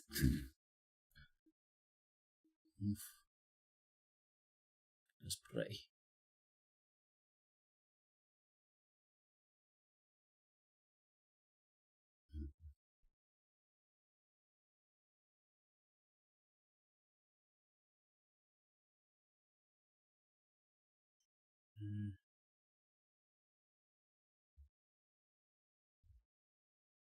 So where's just their live stream, if you get me?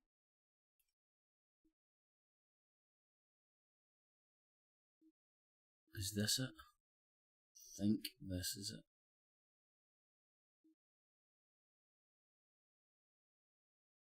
No. Oh, it's fucking... I know I want them. Why critics are already pouncing. The brazen assassination attempt caught on camera. New details on the alleged gunman who tried to take down a European prime minister.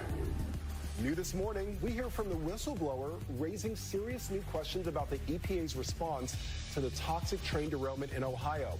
A U.S. senator now demanding an investigation. Breaking overnight, a massive settlement reportedly in the works involving health concerns linked to the popular heartburn drug Zantac. Later, the raccoon. This is how you clear out a party. Who set a record at this soccer game. And the $1 million golf heist from Arnold Palmer's green jacket to millions in Masters memorabilia. The alleged thief now opening up. From ABC News, this is America This Morning. Good. God, man. Oh, I'll do more of this tomorrow now I've got the stream. I don't think it's got a DVR ability. Doesn't look like it. Retired Kenyan Olympian and two-time world marathon champion Catherine Dereba says she's excited. Same stream.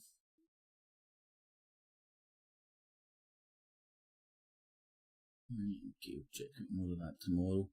So more Chinese outlets. I'll get it organised for tomorrow.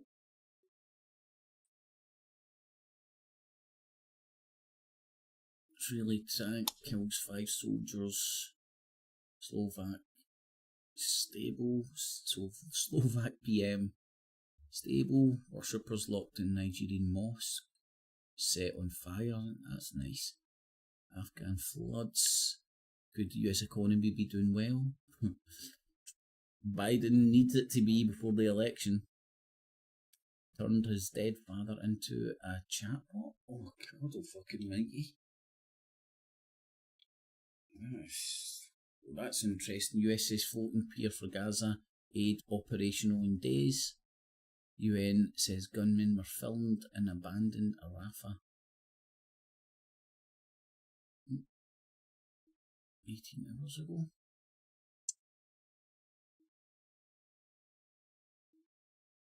The United Nations responded to Israel's claim that one of its aid warehouses in Gaza was being used, saying its staff had evacuated and abandoned the compound.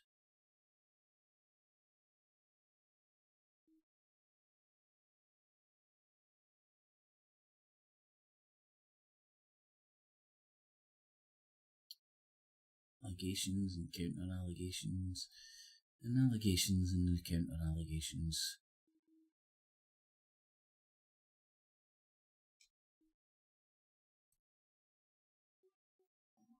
Look at that for a picture.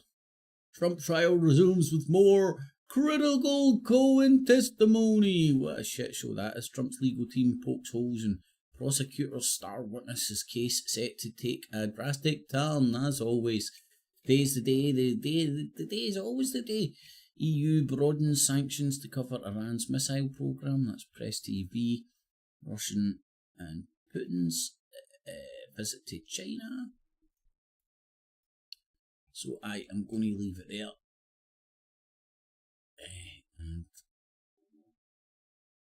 go and get sorted for the rest of the day. Thanks to everybody. I forgot to do a poll today. That's just the way the cookie crumbles. Stick a wee thumbs up if you appreciate this. Tune in every morning. If you like politics, but you're sick of the tits, then tune in to your daily PoliTITS for your fix. Oh dear. I've got fat kids trying to sell me something on the BBC. Aye, so thanks, Barry Unicorn, my man. Penny just dropped about who you are again, buddy. Honestly, fucking, it's weird. I know people better sometimes with their YouTube names, not. Miss in the morning, afternoonish, late morning. DJ was in, Roberto, Barry, Gigi, Damned Doberman. And thanks to everybody that will tune in. Thumbs up. We'll catch you tomorrow. Get it. Got it. Good. Catchies. No cats. Clips, clips. And remember, citizens, always subscribe. Hit the notification bell as well. And $19.95 plus shipping and handling will keep you out of hell.